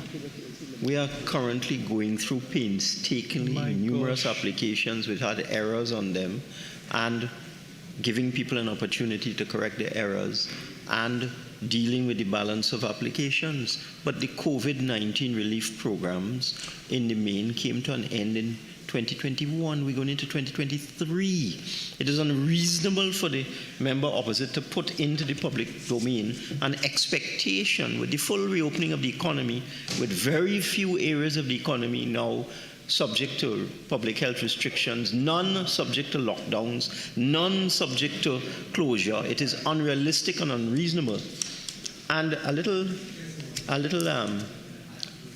mischievous, politically mischievous, to put into the system an expectation that people could apply for grants for COVID relief in the context of the full reopening of the economy. Obviously, that can't occur, and obviously, the expenditure on COVID relief grants will have to be reduced over time. It's obvious. Thank you, Mr. Minister. Mr. Minister, through you, Madam Chair. If it is you are saying that we are still paying persons who applied for the grant from since 2021, and we are now in 2023, a grant from 2021 to 2023, this is heartless. Can you provide us with the number of citizens that are to be paid out of this 100 million that is still waiting on their grant from since 2021? I have a completely different spin on that, a completely different take. We are bending backwards to facilitate people who did not put in their ID card number, did not put in their NIS number, did not provide proper documentation from their employers, all sorts of anomalies and irregularities. So what we are doing, the exact reverse of what the member is saying. We could have adopted a very rigid and autocratic posture and said you did not fill out the form properly, you didn't put the proper address, you put the wrong phone number, you put the wrong NIS number, you put the wrong ID card number, the letter from your employer is not correct. We could have done that, but because we are a caring government, we have decided to continue to help people to correct all of the errors they made on their applications for salary relief grant, and we're continuing to do that. So it's the opposite of what the member is saying. You could be as belittled as you want. Thank you, Madam Chair. Madam Chair, I would just like to go back to item 06, food price support program. Madam Chair, if the Minister can provide a little more clarity on the changes that he identified on this particular program, because I'm trying to understand what was really said before. Minister? Madam Chairman, I have to ask you, Couva South and Barataria keep mumbling when other members are I couldn't hear anything the member of Shaughnessy said. There he goes again. I can't hear. So, member of Shaughnessy, would you repeat your question, please? Sure. And I hope Madam your colleagues Chair, will keep quiet. Support program, if the minister can provide some clarity on the changes identified to this particular program. Sure. The people who are on the program at present will continue to get their full benefits. Remember, this is an annual estimate, so therefore there's more than enough there.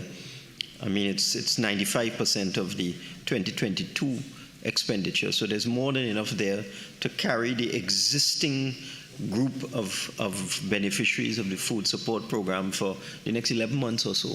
During that period, there's going to be a revival of the food box program, that is the fresh vegetables and the fresh chickens and so on.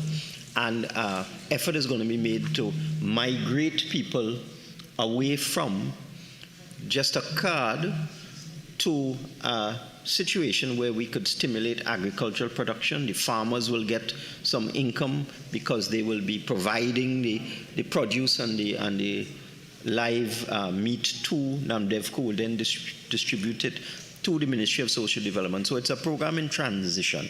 The details are not completely available at this point in time, but over the next couple of months, I'm sure you'll get more information on this.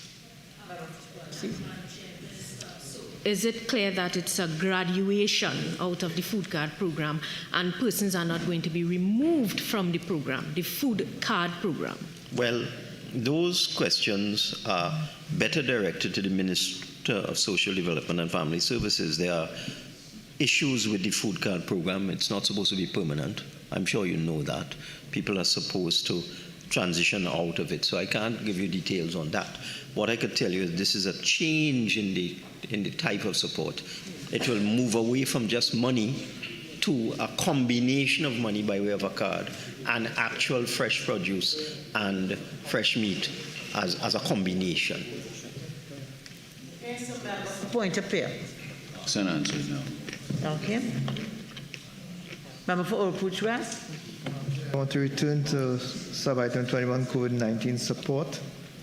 Based on the Auditor General's report for 2 years during this, specifically with regards to the COVID-19 support and the grants that the minister was referring to, the issue of inadequate information based on the Auditor General's report for 2 years did not tally to $100 million outstanding for grants and so on, where there was inefficiencies.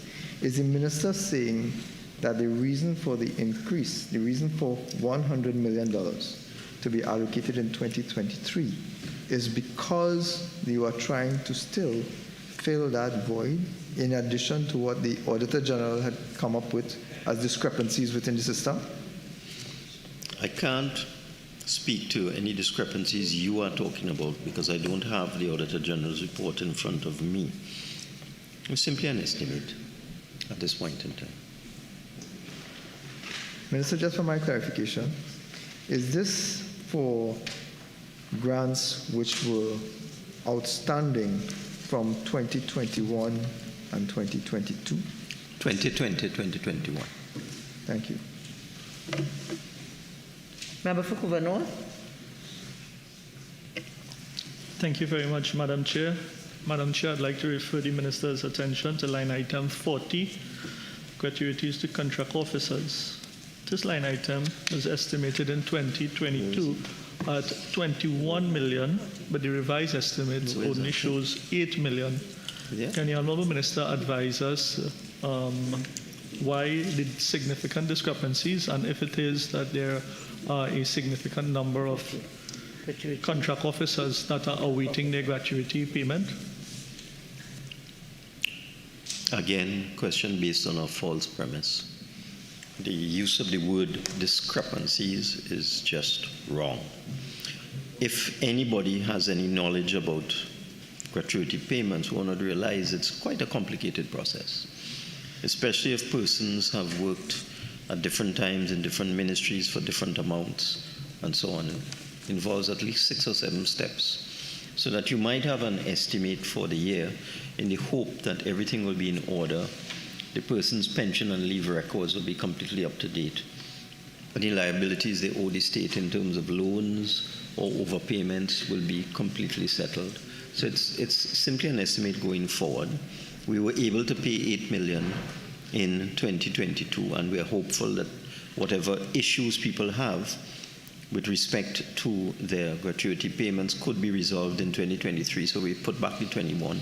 There are also issues with the contract itself. Sometimes, not sometimes, often, people are hired and paid an interim salary based on precedent within a ministry, and then it's referred to the chief personnel officer to settle the actual terms. The CPO may settle a higher salary or a lower salary. Again, that may lead to a dispute and may cause a delay in the finalization of a contract.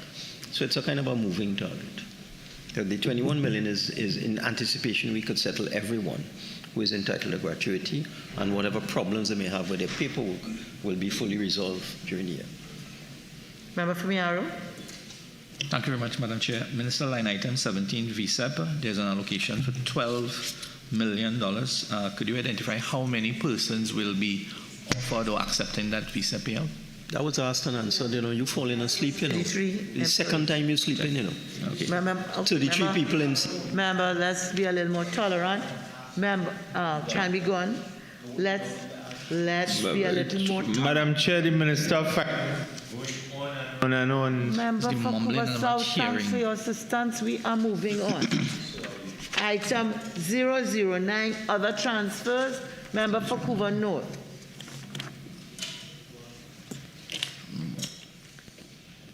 Thank you very much, Madam Chair. Madam Chair, I'd like to refer the Minister's attention to line item 13, Heritage and Stabilization Fund, direct charges. Under this line item, there's a revised estimate of 1.111325. 1.1 billion. Can the Minister advise on what this expenditure went towards? That was a deposit.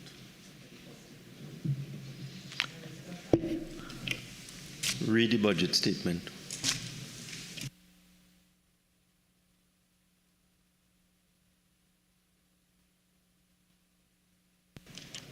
Thank you very much, Madam Chair. 48 Trinidad and Tobago Revenue Authority. New sub-item. Could the Minister indicate how this $10 million will be spent, given the fact that he stated in the budget presentation that the ministry had secured the services of a strategic advisor for the TTRA? Minister of Finance. That's not all I said. I said a lot more than that. Everything is there in the budget statement. Strategic advisor to assist with the recruitment of the chief person, the Director General. Also, assistance with respect to organizational structure, strategic plan, action plan, recruitment of staff, accommodation, etc. The authority is establishing itself. How we expect them to do it without money? Jumbie beans?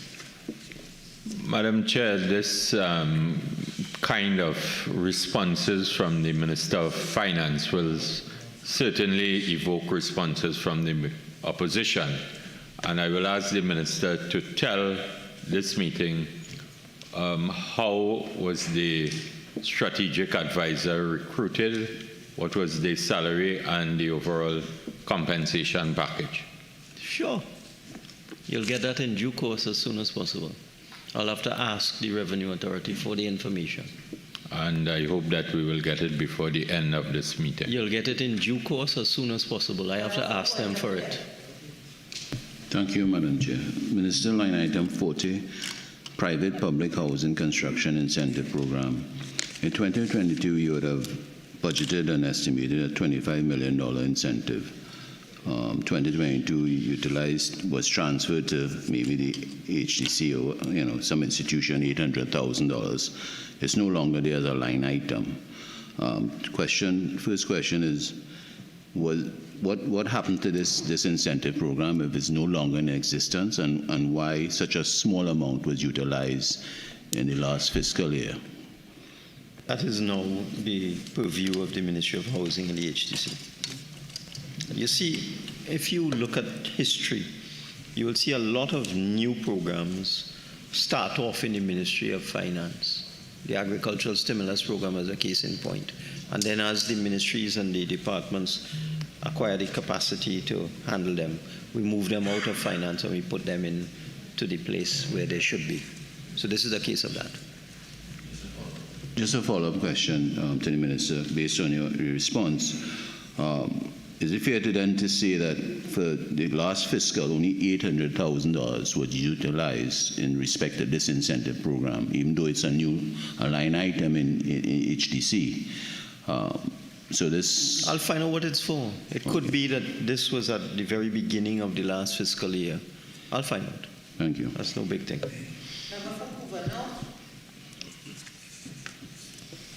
Thank you very much, Madam Chair. Madam Chair, I'd like to refer the Minister's attention to line item 42, Fiscal Incentive Program for Farmers. Honorable Minister, in 2020, you came and boasted of a $500 million stimulus package for fiscal 2021. And what we are seeing here in the actual figures for 2021, only $14 million was utilized out of that $500 million stimulus package.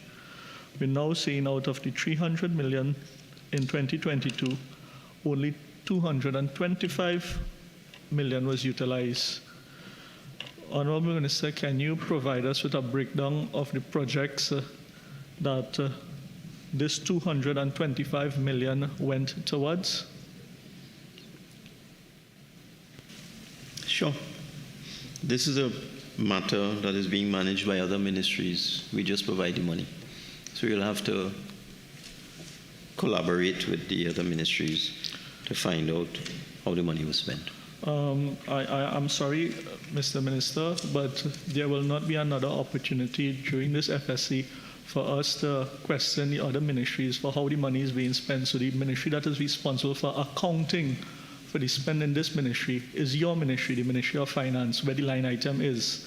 So through you, Honorable Minister, I'm asking you for a breakdown of how this $225 million and how the $14.9 million was actually spent in 2021, where the $225 million was spent in 2022, so that farmers will have some level of accountability in the spending of this money, and so that the citizens will know where the monies are actually being spent, because farmers continue to suffer across the country. Not a single agricultural access road was paved in Couva North, and we have been calling on that ministry that is responsible for executing the spend of this line item.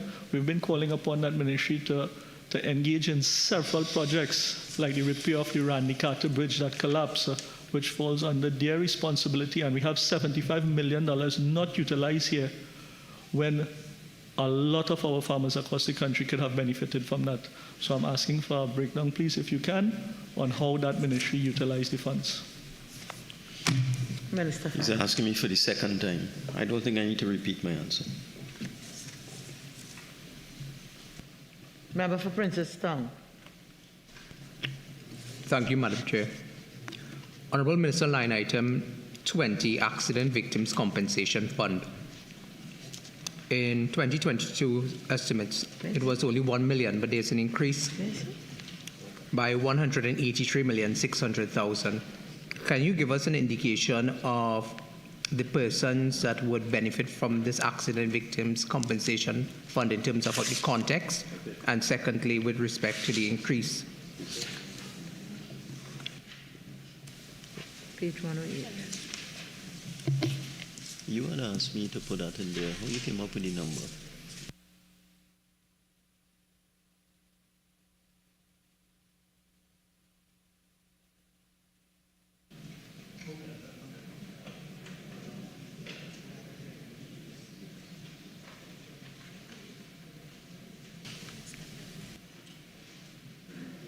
Okay. The budget division had done some calculations on what they believe should be provided in that line item to assist persons who are victims of accidents. And this is what the calculations yielded. Again, it's just an estimate.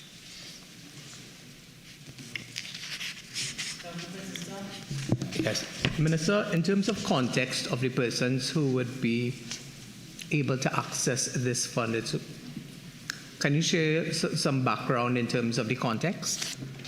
Well, I can't do that now. I mean, you're asking a policy question, and in fact, I think this matter is sub judice as well. So I'll try and provide as much information as I can. I can't give it to you now. Member for Point of Peer. Thank you, Madam Chair. Minister, line item 23, CARICOM Development Fund, an increase of 105 million this year, this fiscal year.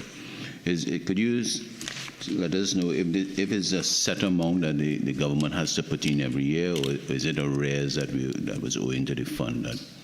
This is a fund that was established when it was a time of plenty back in the 2006-2007 when oil was $140 and gas was $13, and there was a view that Trinidad and Tobago, because it was in a very good position in those days, should assist the less fortunate member states within CARICOM. But that has not been sustainable since then.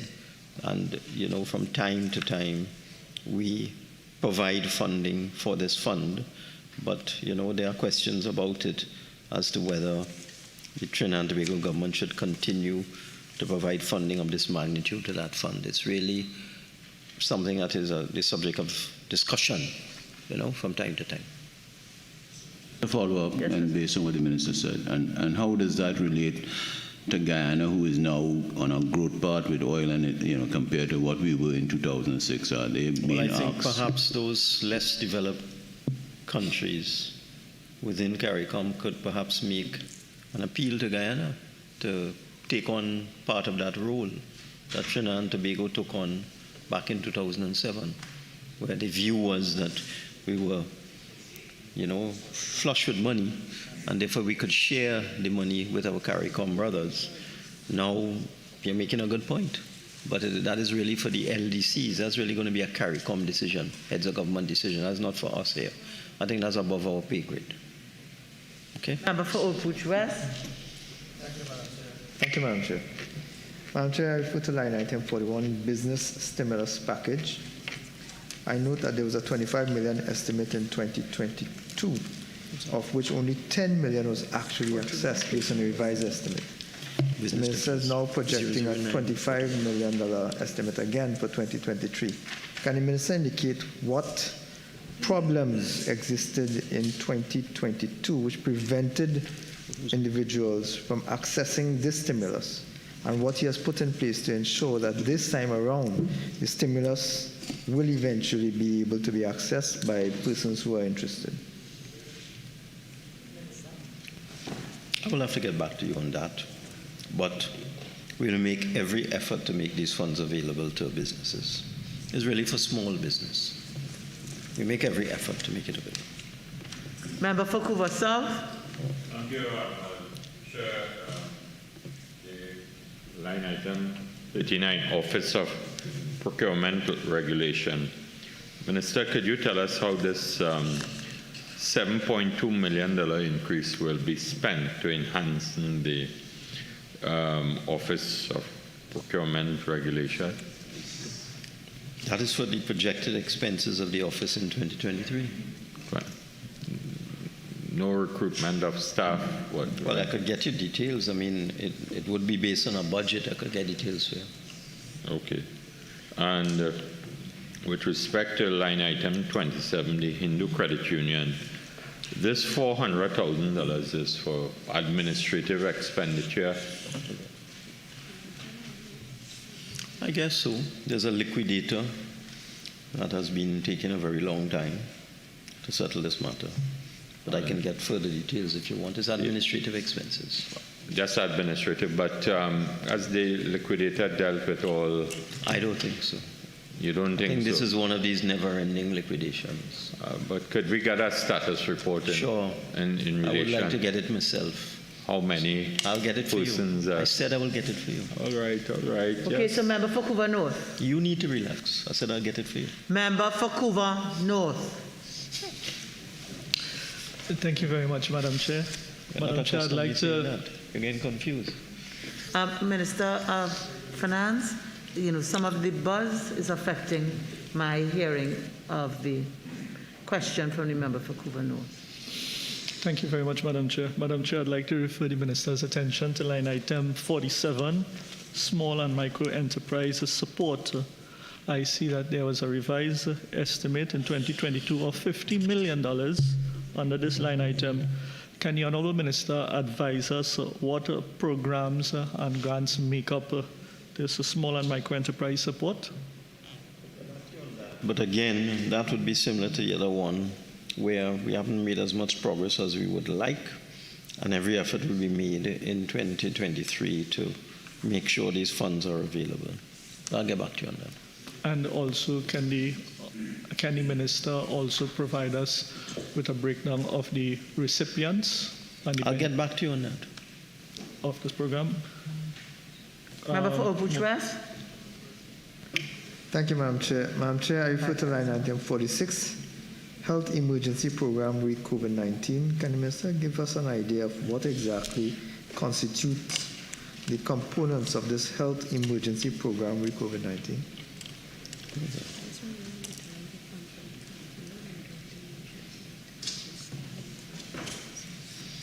That is loan financing from the Andean Development Bank, CAF, and it was utilized for the purchase of medical equipment, pharmaceuticals, etc., by the Ministry of Health to deal with COVID.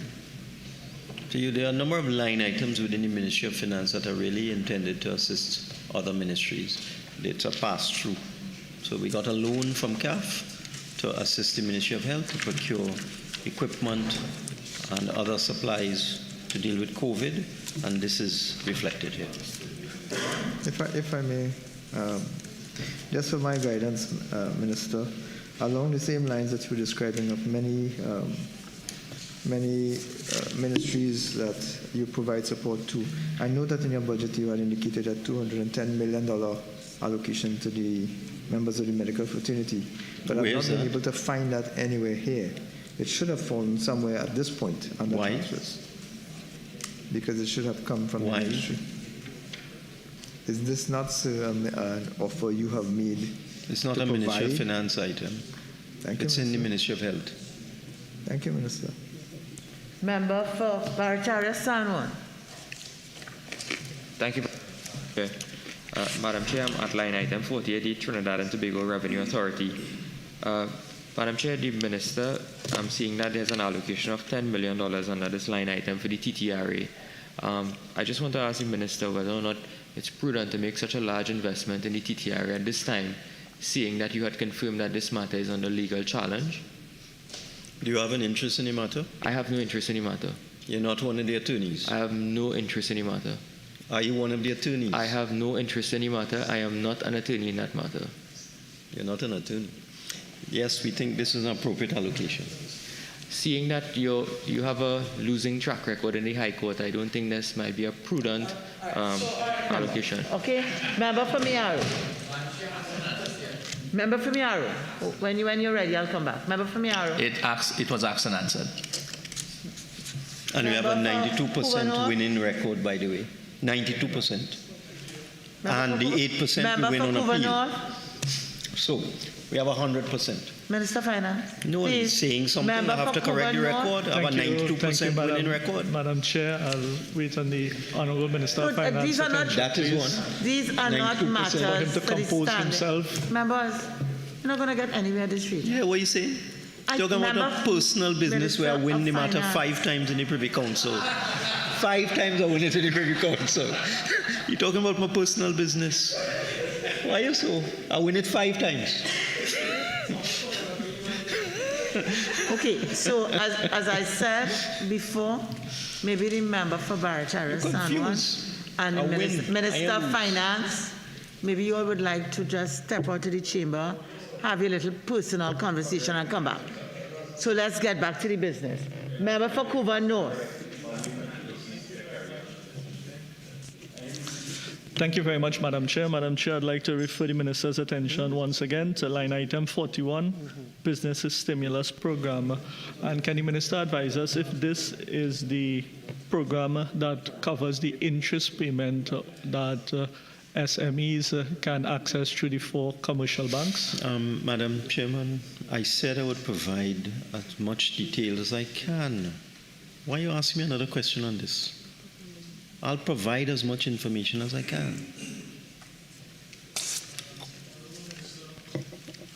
Honourable Minister, through the Ministry of Finance, on their website, it has the Micro, Small and Medium Enterprises Stimulus Loan Package, which provide loan to micro, small and medium-sized businesses where the ministry started off at 75%, but is now providing 100% guarantee on that loan with a 2-year moratorium so that the borrower does not have to pay anything for the first 2 years.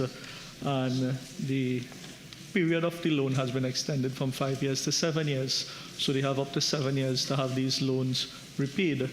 The participation commercial bank listed on the site is the FCB. Madam Chairman, before the member confuses himself, that is not this line item.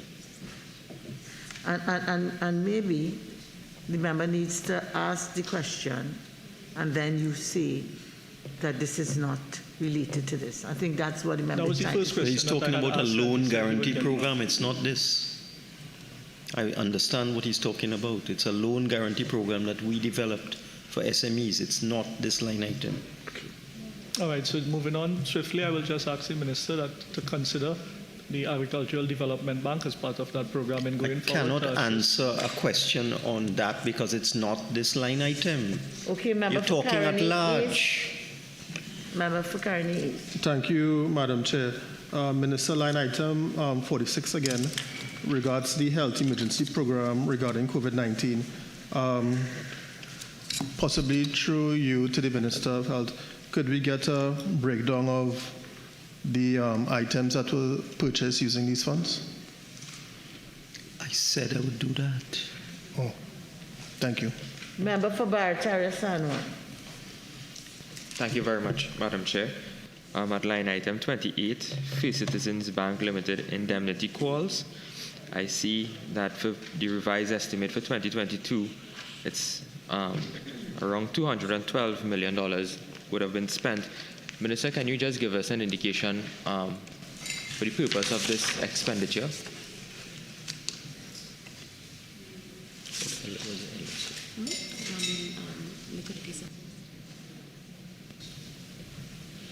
Okay.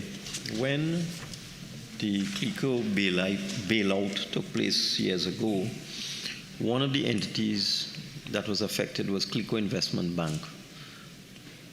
The liabilities of CLICO Investment Bank in terms of deposits to individuals were transferred to FCB so that depositors who had money in CLICO Investment Bank were repaid their deposits, their capital from FCB. So the whole portfolio was transferred to FCB. So the government had to provide support to FCB in terms of providing funding if, for example, the claims on FCB exceeded the assets that were transferred. And in the agreement, if FCB's ratios fall below 10%, the government has to step in and make good any shortfall so that FCB doesn't run afoul of the rules that are provided by the central bank in terms of their loan portfolios, non-performing loans, and so on. So that's what that's for. This is a legacy of the CLICO bailout, where the liabilities and assets of CIB, some of them, were transferred to FCB. So FCB took on that responsibility and therefore needs support from the government. That's what this is.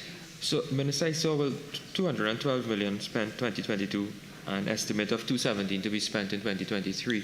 Do you have a global figure of how much would be required to spend if this is a legacy debt? It's a provision, but I could see if we could get an estimate for you. Of the global figure? Yeah, we'll see. This is just a provision in case of a problem occurring. Okay, thanks. Item 011, transfer to state enterprises. Member for Oropuch West. Thank you, Madam Chair. Madam Chair, I refer to item 23, Agricultural Development Bank. I note that there has been an increase of $63 million in the minister's proposed spend for 2023. Can the minister indicate what would have prompted this increase? We intend to help more people. Member for Couva North. A problem with that? We intend to help more farmers. Member for Couva North. That question is asked and answered. Member for Couva North. Thank you very much, Madam Chair. Madam Chair, I refer the Minister's attention to this said line item 23, Agricultural Development Bank, which had an estimate of $50 million in 2022 and the revised estimate of $25 million in the revised estimate. However, for 2023, we have $88 million there. And I want to again make reference to the loan facility that has been made please available don't. to Could the you deal with this line item, business please? community. Could you deal with this line item, please? Minister, Madam can you Chairman? please allow me to make my contribution? Madam Chairman, I can't and I will answer a await question for on your another item. answer. Thank you very much, Mr. Minister. Mr. Minister, I am kindly asking of you, I'm humbly asking of you on behalf of the customers of the Agricultural Development Bank that consideration be given to these customers to receive a similar facility that the small, medium enterprise business is receiving, where businesses are allowed to borrow monies for a period of 5 to 7 years. They do not have to pay interest on these monies, and they are given a 2-year moratorium.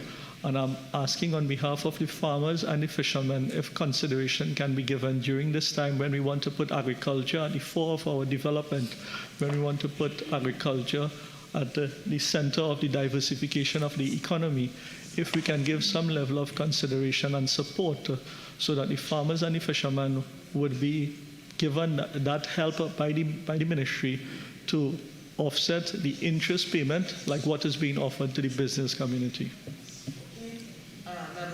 So. Thank you very much. There wasn't a line item question on this item, you know. And that's why the member was allowed an intervention, but it's not as a matter of policy. Anything. All right. Member for Couva North. So. Thank you very much, Madam Chair. 79 Carney, not 75, but 42. Carney 1975 Limited. Okay. Minister, this allocation of $10,724,820 is this total sum, will it be spent on developing or ensuring that the outstanding 2-acre plots and residential plots for former employees of Carney 1975 Limited is distributed in this fiscal year? Matters, you know. That is not our responsibility. No, but what this sum will be spent for is the government's responsibility in terms of what is due to the former employees of Carney 1975 Okay, so I'll Limited. allow the question of what is this sum of money for? It's the government's responsibility to promote tourism as well, but that is not under my portfolio. So this You are the Minister of Finance. You are the Minister of Finance Let's have a little who order. allocates money for all ministries under the government of Trinidad and Tobago. But Madam Chair, I am not going to allow the Minister of continue with his trajectory here today. And I'm not going to allow you to continue to speak when I am speaking. The Minister of Finance began answering a question. he wasn't completed, and you decided to talk all over him. And even though I tried to rein you in, you still continued. So let's try and do this in some fashion of order, respect, and tolerance, all of us, so we can get this done. Minister of Finance. Thank you very much, Madam Speaker, and that allows me to segue into my point. The Ministry of Finance is not responsible for every single government program. And the matters of which the member spoke are not the responsibility of the Ministry of Finance. The lots, as EMBD, other things are the Ministry of Agriculture, the leases and so on. That is not our business. What we are dealing with is a company, a defunct company, where there are residual issues, residual claims regarding the functioning of the company, currently 1975 Limited, and because of some decisions taken in the distant past, the Ministry of Finance has to continue to provide financial support to that company for its operational expenditure. That is what that is for. It has nothing to do with the agricultural plots. Member Nothing. for Oropuch West. Madam Chair, Member for Oropuch West. Thank you, Madam Chair. Madam Chair, I refer to item 87, 88, and 93. These are three new items entering the estimates in 2023. Can the Minister indicate what specifically these allocations are proposed for under these individual line items? These three. GIS, Alutech, and Cuba Medical.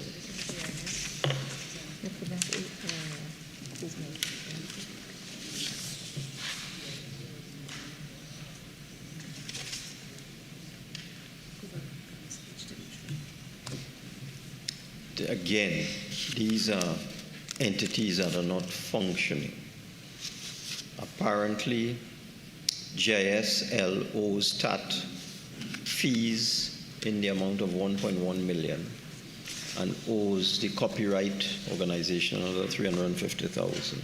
So this allocation for GISL is to deal with these residual matters. This is an example of the kind of issues I was talking about, that you have these companies are no longer operational, and there are lots of quite tedious matters that you have to settle. You have to settle all the outstanding liabilities. So that's that one. With respect to Alutech, again, there was a decision to make an equity contribution in Alutech to meet its operations with respect to the shipping and installation of some equipment to Trinidad. So that is for Alutech to hopefully begin some operations in 2023.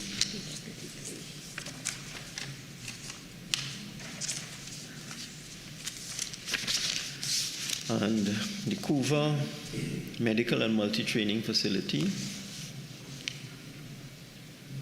have been provided with 11.877 million, and that is for staffing costs, consultancy, professional fees, insurance expenses, general operational expenses for the Cuba Medical and Multi-Training Facility. Hopefully, they will be more active in 2023. Member for Princetown. Item 87. Minister, this is Government Information Services Limited. Mm-hmm. And the previous year, there was no allocation here, but there's a 1.5 Yeah, I million. just explained that, I did. I said Yes, this is one of these defunct companies that we're trying to wind up. And it has come to our attention that there's These outstanding bills expenses. to Okay. TAT and so on. I explained all Member of for that. Faizabad. 93, which is Member for Cuba South. Okay, so we go on. Member for Cuba North. Cuba, so Thank you very much, Madam Chair. Seeing goods. Madam Chair, I'd like to bring the Minister's attention to line item 85, CISL, Community Improvement Services Limited. Minister, there's a revised estimate for 2022 of $60 million. Can you provide us with a list of payees and the contracts that this $60 million would have gone towards?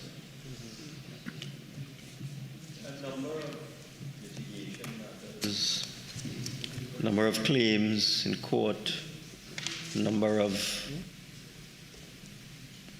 decisions, etc. So this is to settle all of them. If you want details, there are some claims by contractors who have done work for CISL and employees who are claiming gratuity and that sort of thing, severance payments,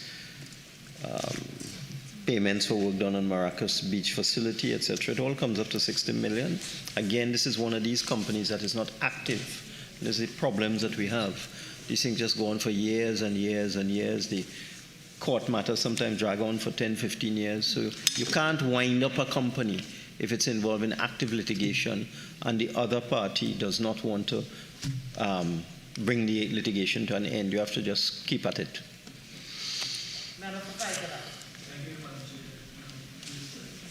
Just in response to my colleague from Urupuch West, you had indicated that 87, line items 87, 88, and 93 were expenses for winding up of the companies, but you also indicated that for the Couva Medical and Multi-Training Facility Limited, it's not going to be... Okay. As operational. All right, so I just wanted to clarify. Yeah, not winding up. Okay, no. Thank you.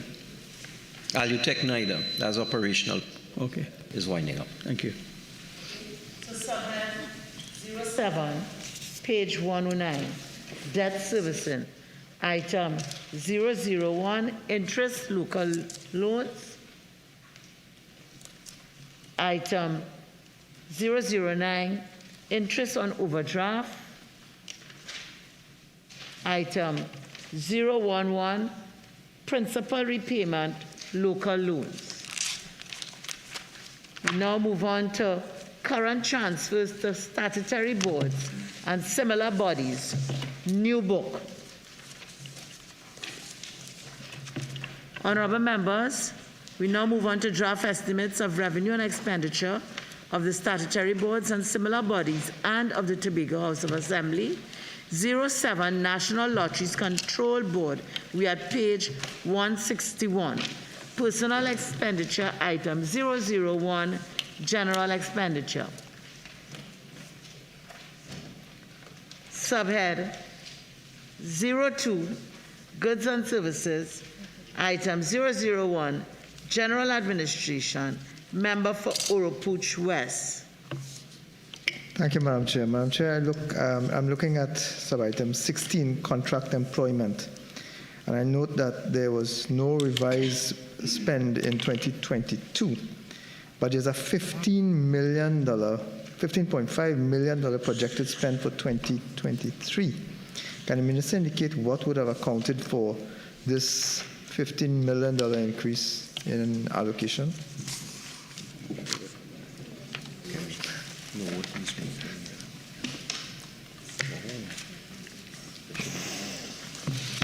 I think it's a bit of an overestimate. I'll have to look at that. I don't think that money is required. In looking at it, Minister, can you Thank you for drawing that to my attention. First good thing you do for the day. Yes, the sun will come out. If I may continue. Given that's an overestimate, Minister, in the event that some component of it is required, would the Minister be able to provide? It's for negotiations, collective agreements, settlement of collective agreements. So it's a bit of an overestimate, I believe. So it's not for the employment of new individuals, the continued employment of individuals as it salary is now. Increase. Okay. Line item 05, telephones. I note that there's a $750,000 increase in the requirement for expenditure on the telephone. Can you just indicate what that is about?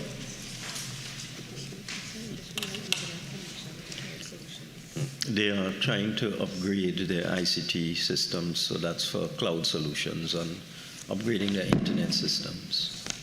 Digitization of the NLCP. Minister, line item 06, which would be on page 162.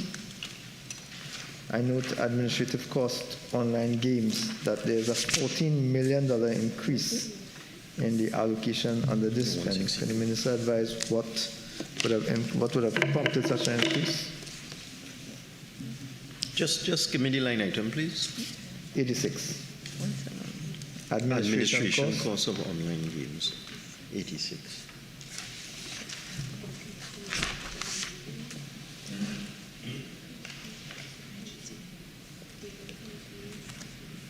They're hoping that they would be able to boost their sales in 2023, and the fees are a percentage of sales. So if sales go up, if gross sales go up, then administrative expenses will go up.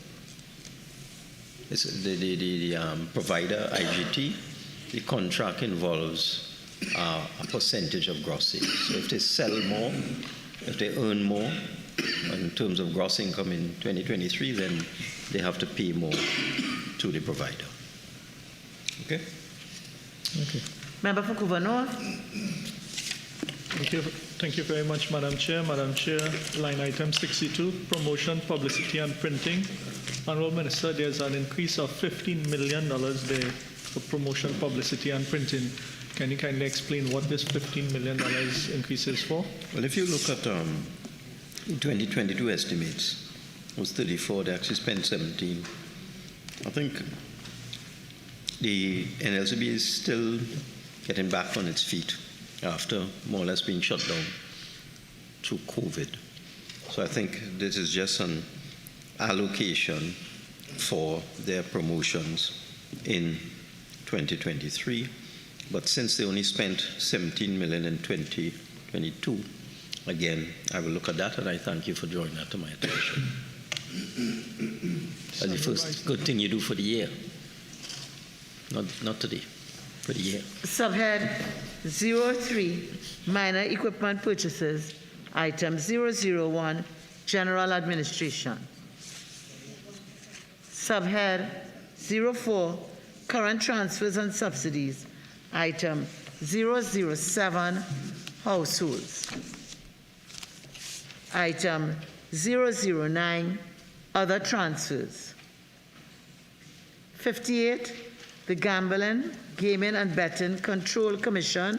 We're moving to page 167. Subhead 01, personal expenditure, item 001, general administration. Subhead 02, goods and services, item 001, general administration. Item 002, Tobago. Subhead 03, minor equipment purchases, item 001, general administration. Honorable members, we will now move on to the draft estimates of development program. New book.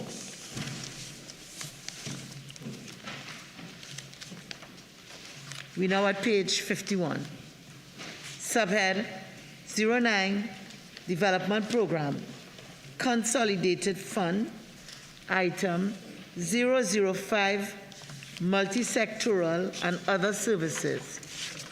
Honorable members, item 005 spans 2 pages. Therefore, I will also announce the project groups. A, administrative services. Member for Oropouche West. Thank you, Madam Chair.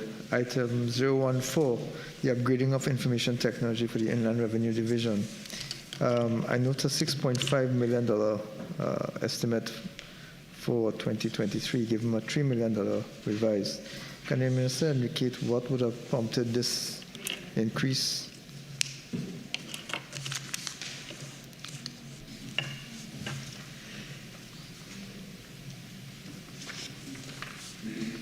It speaks for itself. Upgrading of information technology at the Board of Inland Revenue. How is this, Minister, related to the Revenue Authority of Trinidad and Tobago? What's that? How is this? Sorry, I didn't hear. I'm sorry. That's all right, Minister. You don't want them to upgrade their ICT? Move on, The Minister. problem with these things, Madam Chairman, just let me make a point. Problem with things like this. Technology is advancing all the time. Systems become obsolete. A lot of these government departments have archaic systems that were installed maybe After 10, 7 15 years. years ago that have to be completely abandoned, and new systems have to be installed. So something like this is simply new hardware, new software, new systems. If you want more information on what is it, what kind of hardware and software it is, what it's supposed to achieve, I could get that. But the simple answer is, in an area like this, upgrading of information technology, this is not, this is quite expensive stuff, and you have to do it, otherwise your system is going to crash. We have quite a few systems in the government that are old and are crashing. So that's the simple answer, but if you want more information, you can get it. Member for Miaro. Thank you very much, Madam Chair. Minister, line item 067, Inspection Scanners, Customs and Excise Division. For this allocation of $90 million, can you confirm that this includes either the installation of new or the repair of existing scanners on the port of Spain, which is creating some issues with clearing of containers and so on?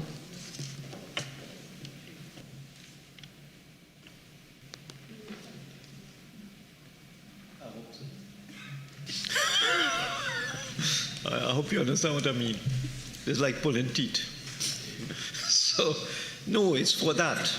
But we really have to push the agency to do it. Okay, so I hope that this money will be spent in 2023, and it is for that, new scanners. Okay? F, public buildings. L, customs and excise. Infrastructure Development Fund, we're going to page 176. Item 003, Economic Infrastructure.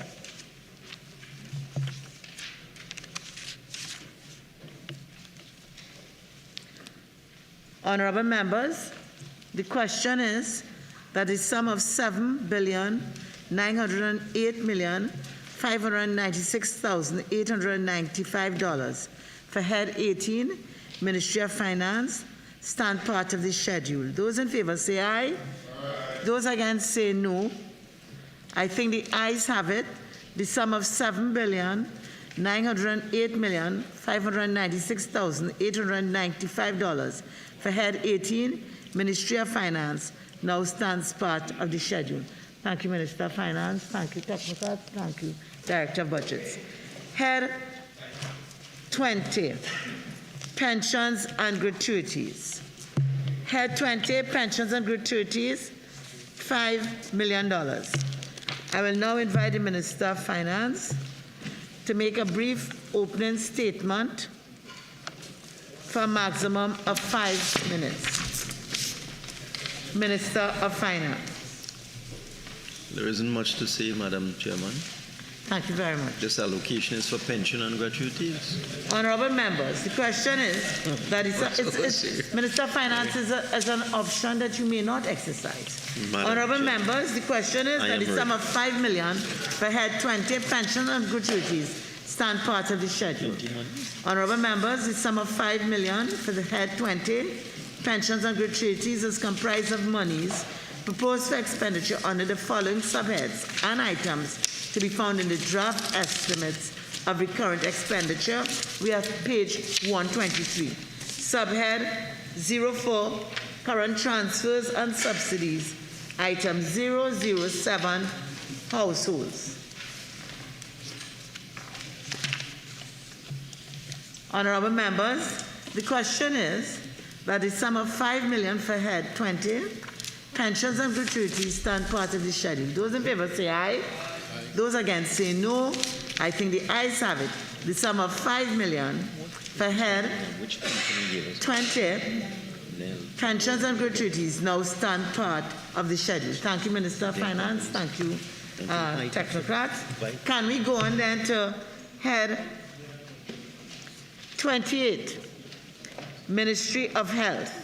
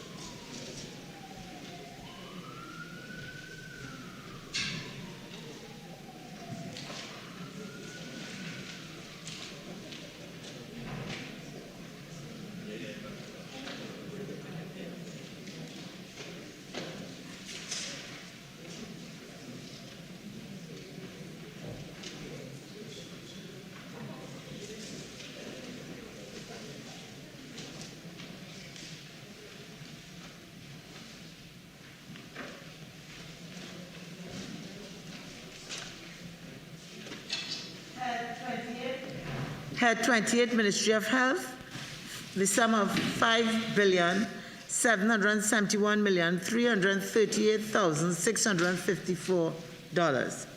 I will now invite the Minister of Health to make a brief opening statement, not exceeding 5 minutes. Minister of Health. Thank you very much, Madam Chair. Good morning to all.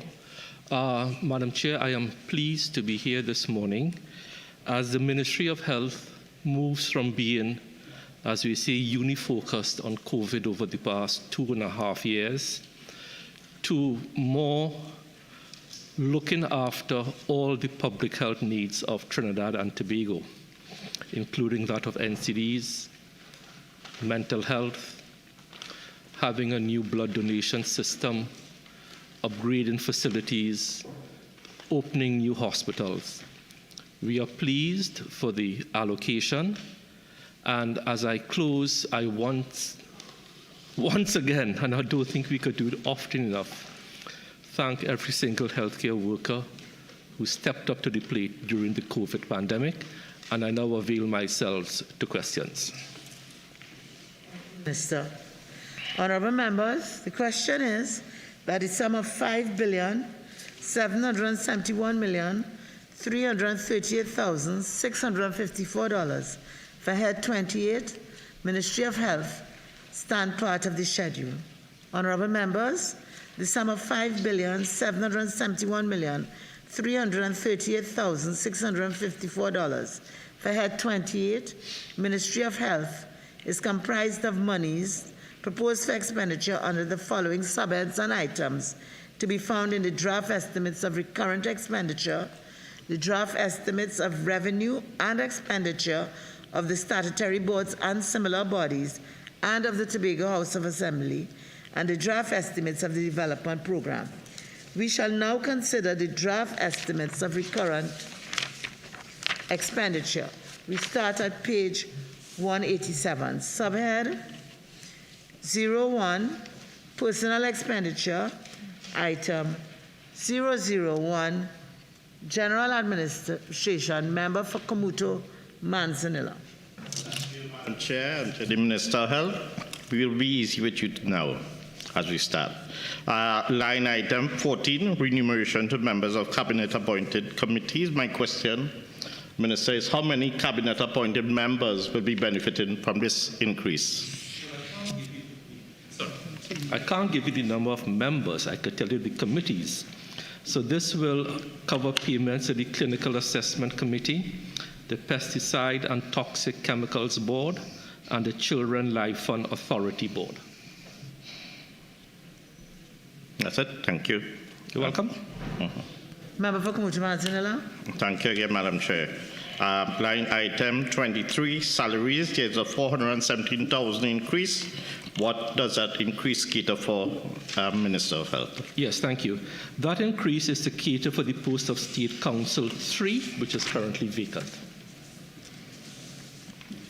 Thank you. Next page. Yes. Okay. Yeah? Yes.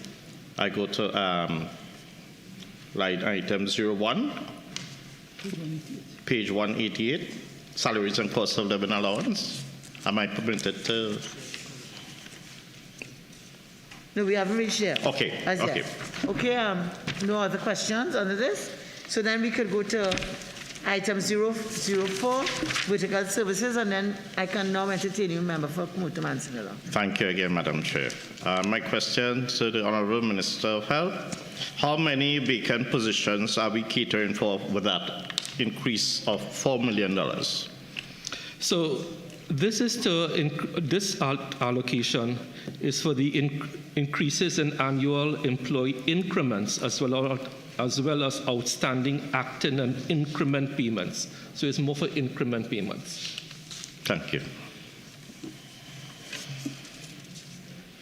Item 005, Northwest Regional Health Authority.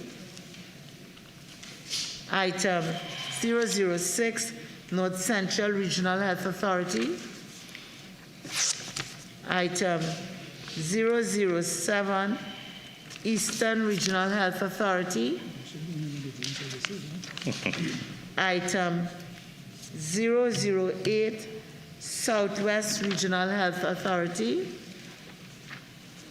Item 009, National Alcohol and Drug Abuse Prevention. Subhead 02, Goods and Services. Item 001, General Administration. Member for Caroni East. Thank you, Madam Chair. Minister, line item 04, electricity. We see there's an increase of 1.2 million for this fiscal year. Can you tell us how much of this allocation will be used to settle outstanding commitments? Under goods and services. Just give me a minute, please. This is under goods and services electricity. Yes, I have it here. 04. Yeah, so this is to meet funding expenses. What is going to happen? This is an estimate, and you have to bear in mind in fiscal 2023 and calendar 2023, the Ministry of Health will be moving into its new headquarters. So this electricity charge is going to be in a state of flux. All right, thank you. Okay? Good. Yes, Member for Caroni East. Thank you, Madam Chair. Line item 05, telephones. Minister, we see there's an increase of roughly $780,000. Yes. How much of this allocation will be used to settle outstanding commitments? Yeah. Well, we have to realize that with the pandemic, the use of telephones would have gone up substantially. I am not aware we have a deficit payment, but this will be enough to cover our increased use of telephones. Member for Faizabad. Thank you, Madam Chair. Minister, with regard to line item 16, contract employment, I see you have a proposed increase of $6 million for contract employment. This will be within the purview of general administration of the ministry. Can you indicate the numbers that you're catering for? Yeah. So the total number of contract positions is 335. The number of positions currently filled is 176. So we have 159 to fill. So hopefully this allocation will help us fill those positions. Yeah. Can you clarify in what areas those positions might be? You have a breakdown? This year, so this will be in different areas recently approved by Cabinet, like blood banking. Remember, that is an area that we are working on.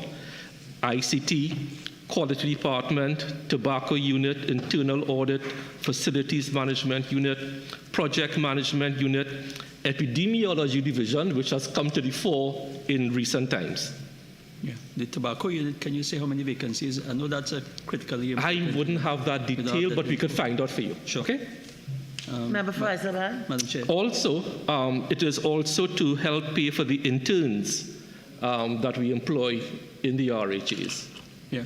Can you give an idea of the cost? How many interns you engage? Yeah, sure. So with the interns, Cabinet in July 2017 would have increased the number of interns by 170 something odd. So we currently pay for 371 interns at this point in time. And the cost? The cost of that, let me see if I have that disaggregated. I don't have that disaggregated at this point in time. But we will try and get it for you. Yeah, thank you. Okay. Member for Caroni. Thank you, Madam Chair. Minister, 16, contract employment. In fiscal year 2022 budget statement, the Minister of Finance stated that the Chief Personnel Officer had been instructed to investigate the situation of nurses employed at the RHAs on temporary contracts with a view to regularizing these healthcare workers. This exercise was scheduled to be completed by the end of December 2021. How many nurses had their contract situations regularized based on the CPO's investigations? I don't think this matter has been settled with the CPO as yet, and the CPO, as you know, falls under the Ministry of Finance. Member for Kabucha Manzanilla. Yeah. Thank you, Madam Chair, to the Honourable Minister St. Joseph. Line item 99, Employee Assistance Program. I am happy I'm seeing an increase in the 2023 estimates of 165,000, increases 115. Is this Employee Assistance Program for all the RHAs? No, this is for the Ministry of the RHAs. No, the RHAs have their own EAP. This particular one is for the Ministry of Health's personnel, but the RHAs have their separate EAPs where their employees can access this type of care. Right. Why I mentioned it, Honourable Minister, is that with the post-COVID, yes, the fatigue and the frontline healthcare yes, workers and even the staff, administrative staff, there's so much of mental stress. I fully agree with you. Thank you.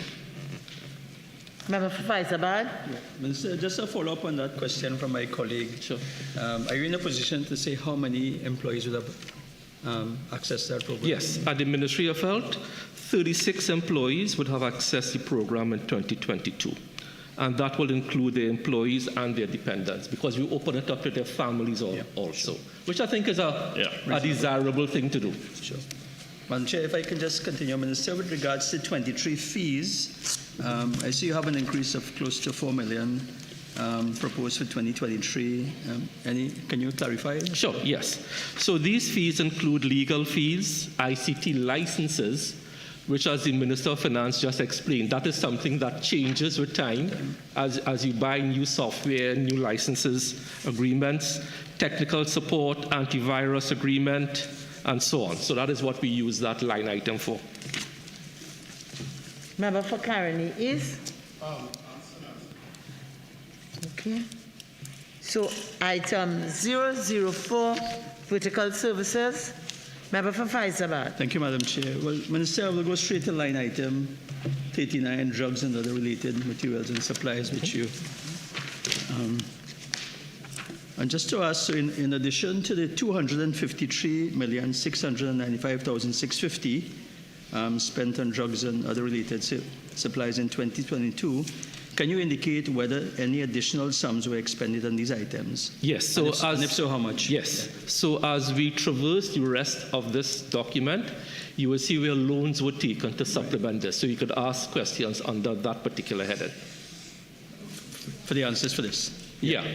So we purchased drugs and pharmaceuticals under this heading, 39. Right. But as we traverse the rest of the recurrent expenditure, you will see loan arrangements to be used to purchase drugs and so on. Okay. So if I can just put you on notice, I'll want the total, but I can ask it later on.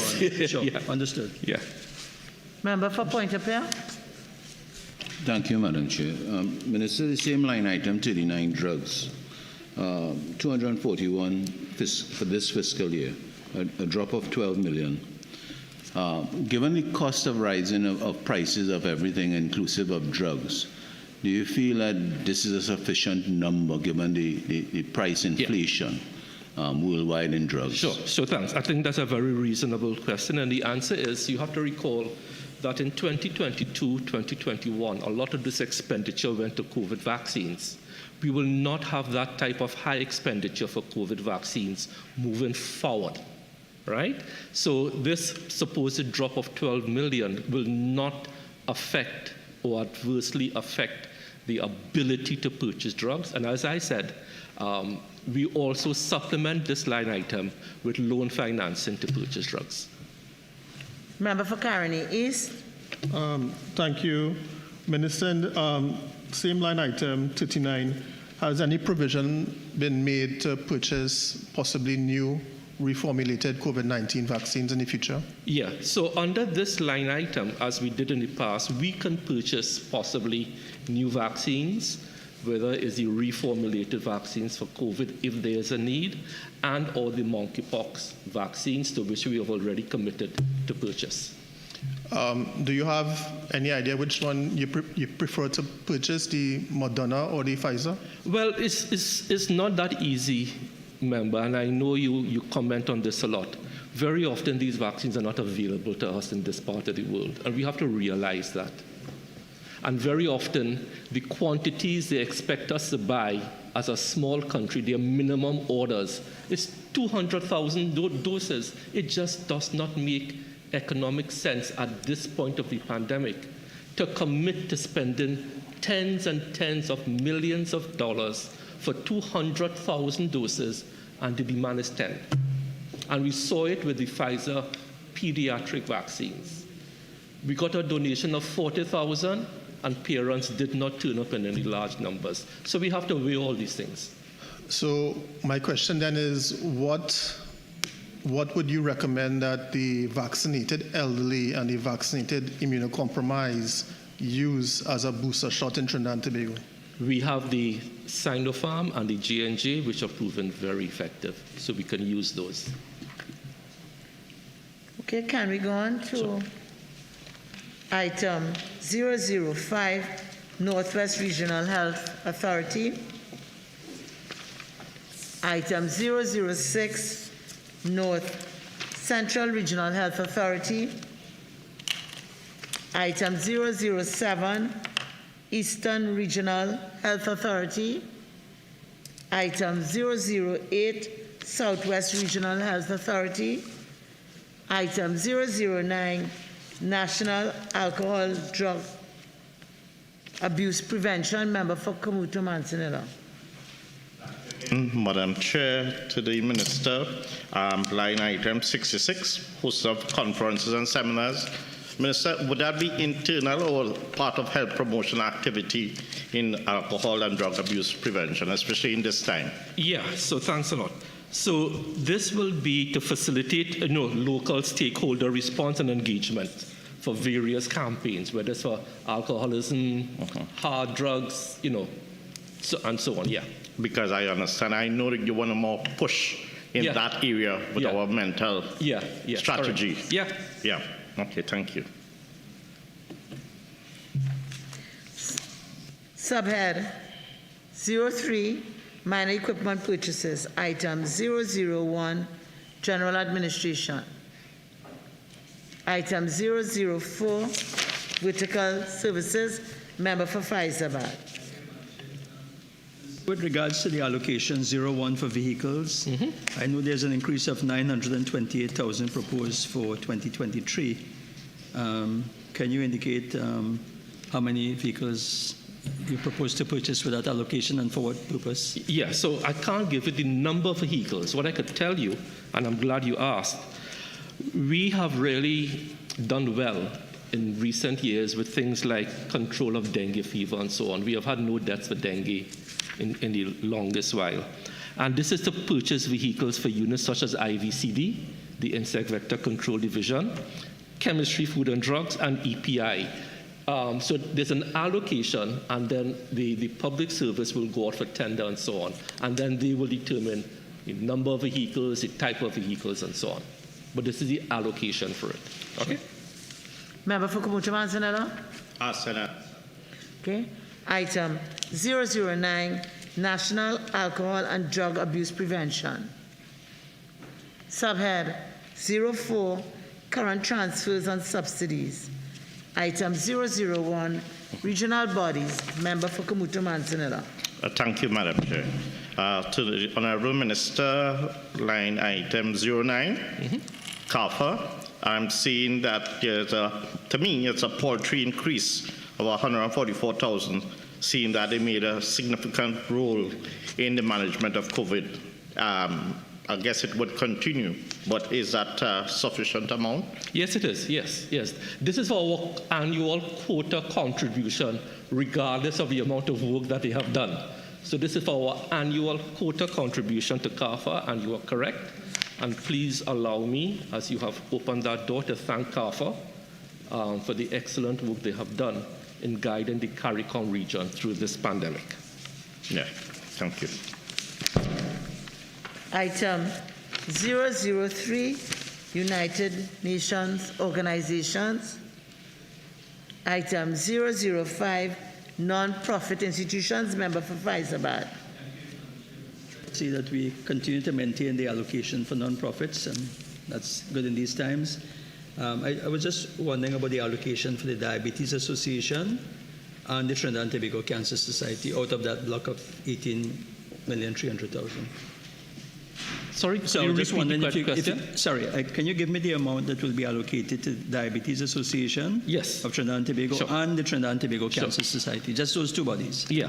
So the Diabetes Association, their subvention is $400,000, and Trinidad and Tobago Cancer Society, their subvention is $1.5 million. Minister, can I ask whether you may have any discretion in terms of a redistribution? I'm just looking at $400,000 for the Diabetes Association. You yourself have spoken a whole lot about diabetes. But remember, we support diabetes outside of the association with free drugs and so on. So this is to support their awareness programs, and we are working with them right now on a diabetic foot infection program. And if we have to support them more, the PS and I are working with them to see how we could support them even further, because we recognize the negative impact on both mortality and morbidity of diabetes in the country. And they really do good work, and I will just explain to you. We are also bringing them back into our health centers, they're diabetic educators, to talk with patients and to educate them about, what type of lifestyle to live, their dietary requirements, their exercise program, and so on, and compliance with medication. Yeah, thank you. You're welcome. Happy for that commitment, Minister. Item 007, households. Item 009, other transfers. Member for Karen East. Thank you, Madam Chair. Minister, line item 01, Regional Health Authority, it's subdivided. We wanted to ask about Roman numeral 7, other $180 million. Could you expand on that, please? Member, I want to just make sure I'm on the right. Could you tell me? 197, page 197. Sorry. Regional Health Authorities. Regional Health Authorities. Other transfers, page 197. Yes. Is 01. 01. Right. Okay. Yes. Yeah. Right.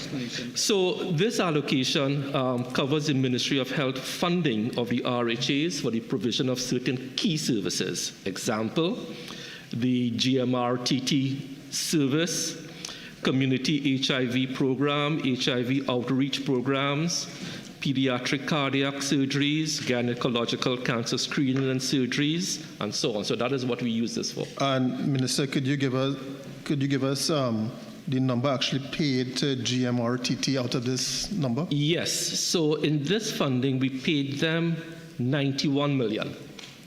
Yeah. And would GMRTT be owed any additional monies after this payment? Yeah. Yes, I'm advised there is some outstanding payment, and we are working to settle those. Okay. Thank you. Member for Faizabad. Okay. Thank you, Madam Chair. Minister, under that same allocation 01, the item other 180 million. I'm not sure that we got an. Sorry? Under the item other 7, Roman numeral 7, other 180 million. Yes, correct. Yeah. Can you give a breakdown of that? Yeah. What's that? So this is going to be the ex gratia payment to healthcare workers for the 4 RHAs in Trinidad. As you know, the Tobago RHA gets their funding separately. So this is part of the 210 Correct. million. Minister, can you give us an explanation of how the breakdown will be? Basically, we are looking, at this point in time, we are looking at 1 month's full salary as the ex gratia payment. All right, for each of the 20,000 healthcare workers. Thank you. Yes, Member for Faizabad. Yeah, thank you. If I may direct the Minister to line item 04, the North Central Regional Health Authority. Minister, with regards to the operating costs for the Arima Hospital, that's in the explanation of 200 million. Can you indicate the number of staff by category that will be engaged at the Arima? Does this cover this allocation cover? Yes, so I wouldn't have those details about numbers of staff and category, but we will endeavor to get it for you. Can you provide that in writing? We will try. We will try our best. Similarly, Minister, for the I would ask for the same for the point 14, Hospital, for which the allocation of 110 million under line item 05. 05, yeah. If I So can have that we in will writing. try to get those for you. So let me just be clear. You want to know the number of employees and broken down by categories? By category. You want it for both clinical staff and non-clinical staff? Yeah, all staff. Two bagay. Yeah, it's okay. It's two new hospitals, so I'll be interested. And if I may, Minister, with regards to the operating cost, Couva Medical and Multi-Training Facility of the 66 million, is that in anticipation of decreased activities at that hospital if COVID-19, if the hospital is no longer required for COVID-19? Well, it's not at that hospital right now, and I got the latest report from Dr. Richards this morning. The number of patients who have COVID in the parallel healthcare system is just about 100, and it's decreasing almost on a daily basis. And so overall, our need for COVID-type relief in the parallel healthcare system is going to decrease over time. Can I ask if you're in a position to, I know it's hard to anticipate when the hospital will no longer be required as a COVID facility. I can't. I gave both the CMO and Dr. Richards my feeling about 2 weeks ago. I have to meet with them on Friday morning, this Friday morning. They don't even know that yet, but I will be calling a meeting with them just before we come here to discuss the way forward on the parallel healthcare system, but I can't, we don't have concrete details as yet. Minister, can I ask the government's intention for the use of the Couva Hospital? Sure. So as you know, even before COVID, the Couva Hospital and Multi-Training Facility was handed over to the University of the West Indies. It will revert to the University of the West Indies, and there are going to be lots of opportunities there at Couva for medical treatment and for employment under the ownership of the University of the West Indies. Similar, akin to what happens in Jamaica. You know, Jamaica has a university hospital, and I think it's a model that I'm sure my three colleagues will agree that adds a lot of capacity, not only to treat people, but in research and development. You want to have a university hospital for that research capacity. Okay? Yeah, fine.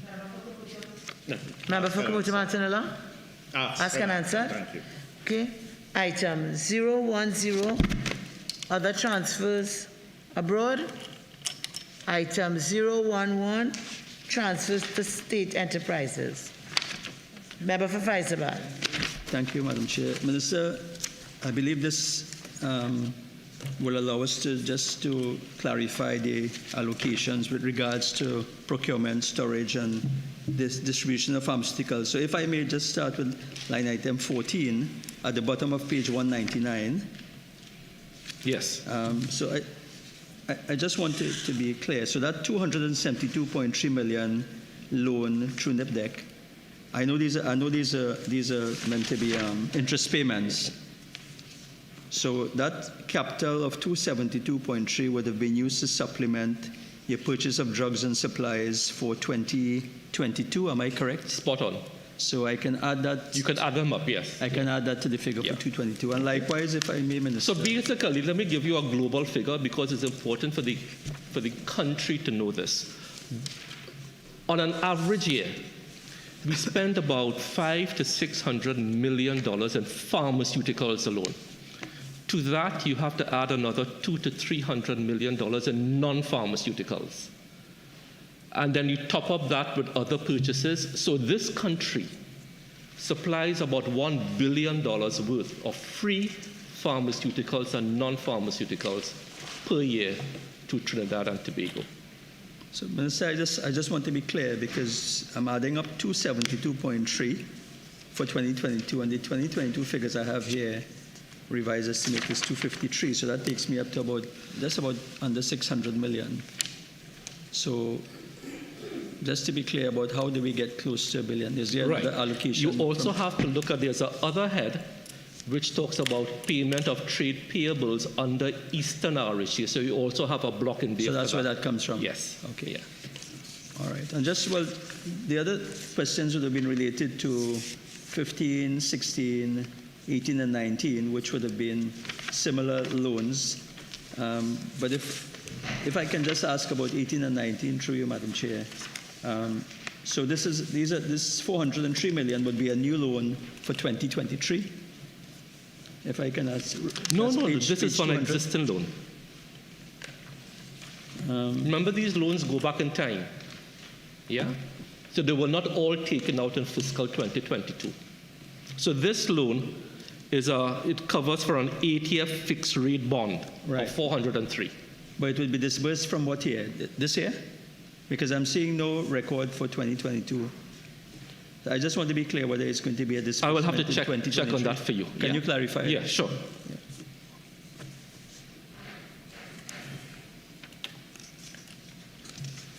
Subhead 06, current transfers to statutory boards and similar bodies. Honorable members, we now move to the draft estimates of revenue expenditure of the statutory boards and similar bodies and the Tobago House of Assembly.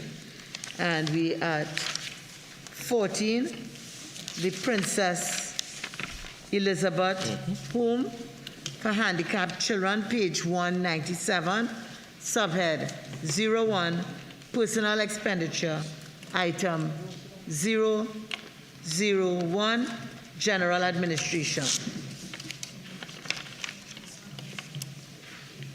Subhead 02, goods and services, item 001, general administration. Subhead 04, current transfers and subsidies, item 007, households. Honorable members, we now move to the draft estimates of development program, and this is subhead 09, development program, consolidated fund, item 004, social infrastructure. Item 005, multi-sectoral and other services. 21? We are on page 72, item 005. Madam Chair, if he has a question at page 71, I have no objection to going back. Other services, D, if I may. Yeah, remember the rules. All right, sorry. Which we read yesterday. Sorry. And which I apologize. Okay. No, that was quick. So, item 005, multi-sectoral and other services. Yeah. This is not about playing nice guy. This is about managing our time. All right. Honorable members, item 004 spans 2 pages.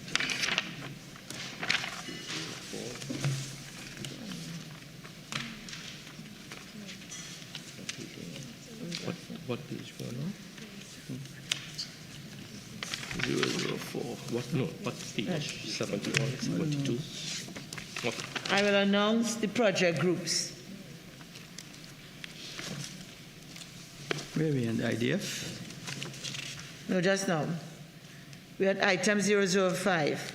It spans 1 page, and I will announce the project groups. Okay. A, administrative services.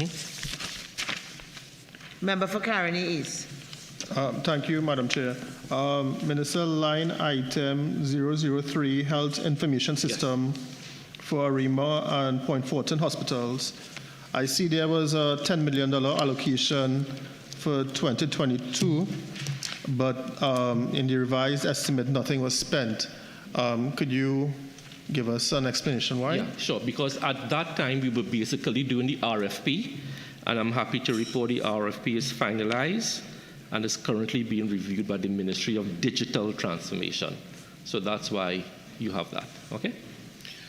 Okay, so it would be now processed in 2023. Yeah, so hopefully we now move to implementation, which is where some expenditure will come. C, Foreign and technical assistance. F, public buildings, member for Kamuto Manzanilla. Thank you again, Madam Chair. To the Minister of Health, my line item is 003. That's equipment and institutional strengthening. Minister, what does the institutional strengthening of the insect vector division entail? Yeah, so this is mainly to refurbish the IVCD office at La Romaine, because we have a major sub-office there, which would include electricals, which has been completed, also vehicles, chemical storage room at the Princestown IVCD. That office has been refurbished.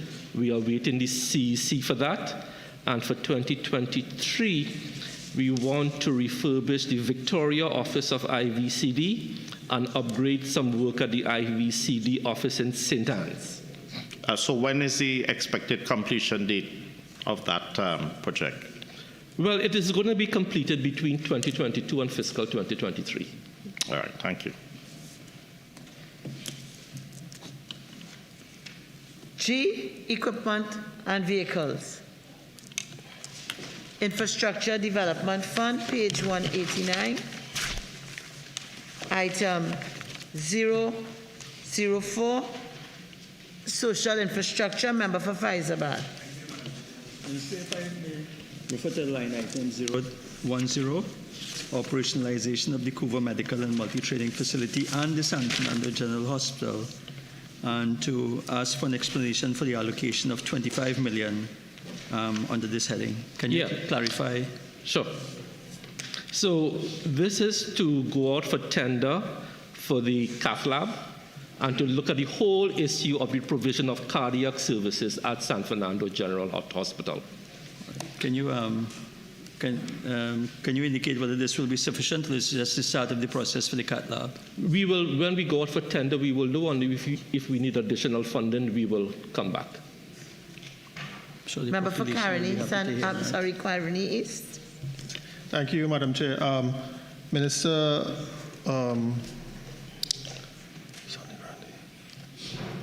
line item 007, construction of the Sandy Grande Hospital. Yes. Could you tell me what's the final cost to construct the Sandy Grande Hospital? That final cost is in the vicinity of $1.1 to $1.2 million, right? Right. We are currently about 60% complete, and we hope to open it sometime between the first and second quarter of calendar 2023. Right, but Minister, isn't it the exact same design as the Point Fortin Hospital? The rough design is going to be the same, but you have to remember, when you are transferring a design, the topography is going to be different, soil testing is going to be different, and you may have to redesign to accommodate for the topography of the land, the orientation on the land. So whilst the basic principle is the same, it is not going to be an identical facility. Because in the budget speech of 2018, the Minister of Finance said that the Sandy Grande Hospital will cost $850 million.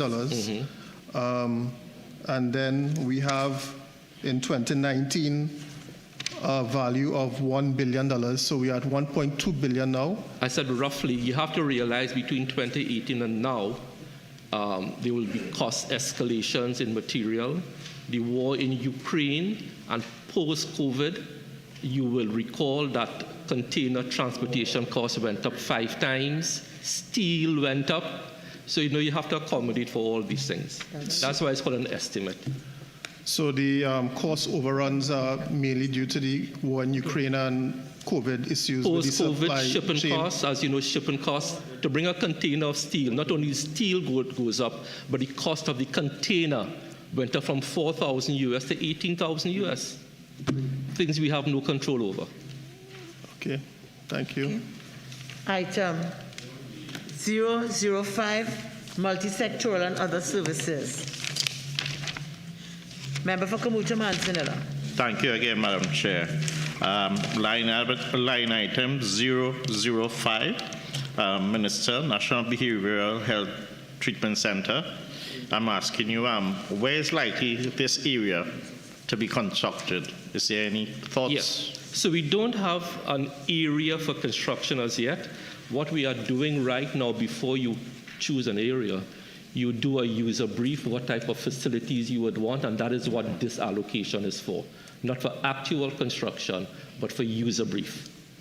What is the vision of the Ministry of Health for this particular center? Sorry? What is the vision of the Ministry of Health? Yeah. So the vision for this has to do with is born out of the need to decentralize mental health, away from the institutional model to a more community model, but you must still have a center for acute care. So that is what this is going to be based on.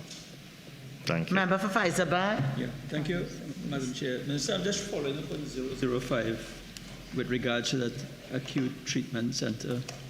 Does it mean that the acute care will take place outside of the emergency departments of the hospitals? Or? Yeah. So this will be for acute care that needs hospitalization.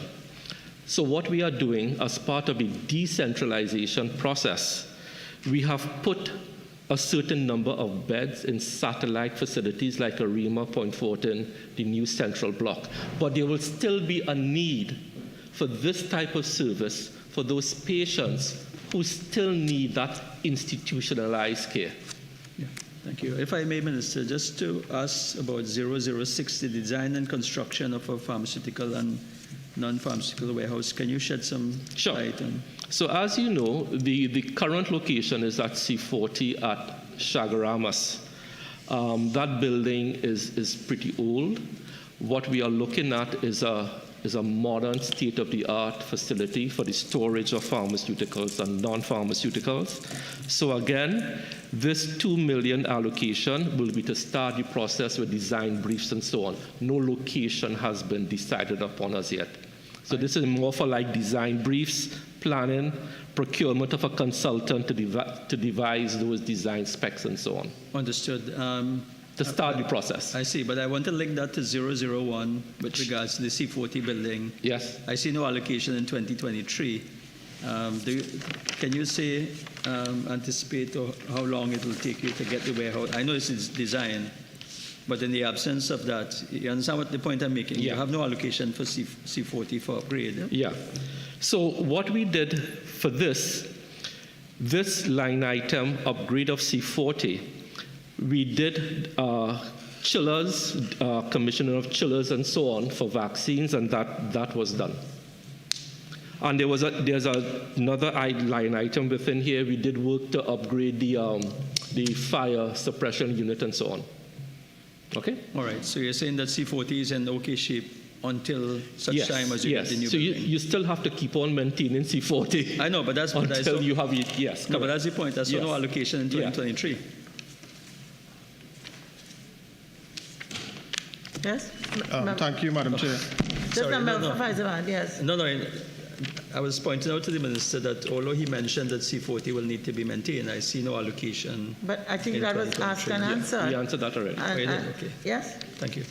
Member for Caroni East. Yeah, thank you, Madam Chair. Minister, with regards to C40, would the CMONGOL recommendation be implemented here in that it would be opened 24 hours, so 7 that days does a week? not fall under any line item, but let me take the opportunity to correct that misinformation, which unfortunately you are putting out there.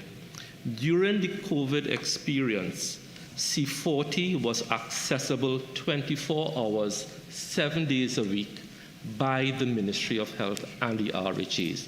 It did not necessarily have to be open, but we always had access to it in case we needed pharmaceuticals and non-pharmaceuticals. Okay. Somebody was always on hand to open it in case we needed access. But what the CMONGOL report is saying is that even in a non-COVID time, it should be open 24 hours, 7 days a week.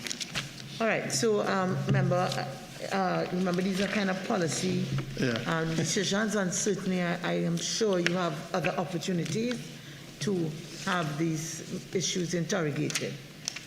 Honorable members, the question is that the sum of $5,771,338,7 $654 for head 28, Ministry of Health, stand part of the schedule. Those in favor say aye. Aye. Those against say no. I think the ayes have it. The sum of $5,771,338,654 for head 28, Ministry of Health, now stands part of the schedule. Thank you, Minister. Thank you, Pierce. Thank you, other technocrats. We move on to Ministry of Labor, head 30.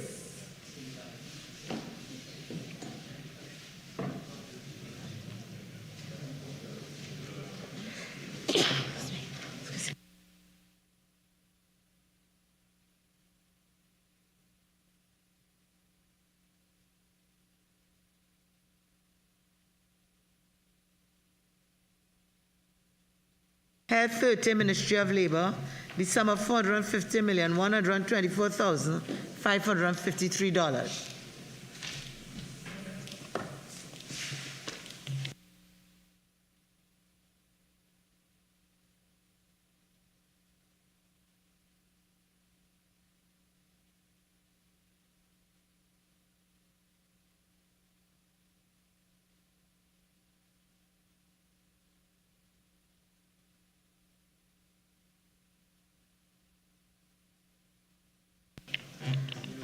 So members of the committee, what I want to say is as your bonus for your efficiency, I am forced to suspend for half an hour. The technocrats haven't arrived as yet. There's certain parts of some roads, there's some difficulties in getting here. There's a lot of traffic, it appears. Okay, but I mean, don't take away our bly, our efficiency. Yes? Okay, but we're going to suspend for half an hour, which means we come back here at 2. Let's say at 2. Okay, I remind members that, of course, things are back to normal, but COVID is still very much real, so can we sort of regulate ourselves so that we remain healthy? Okay, so this meeting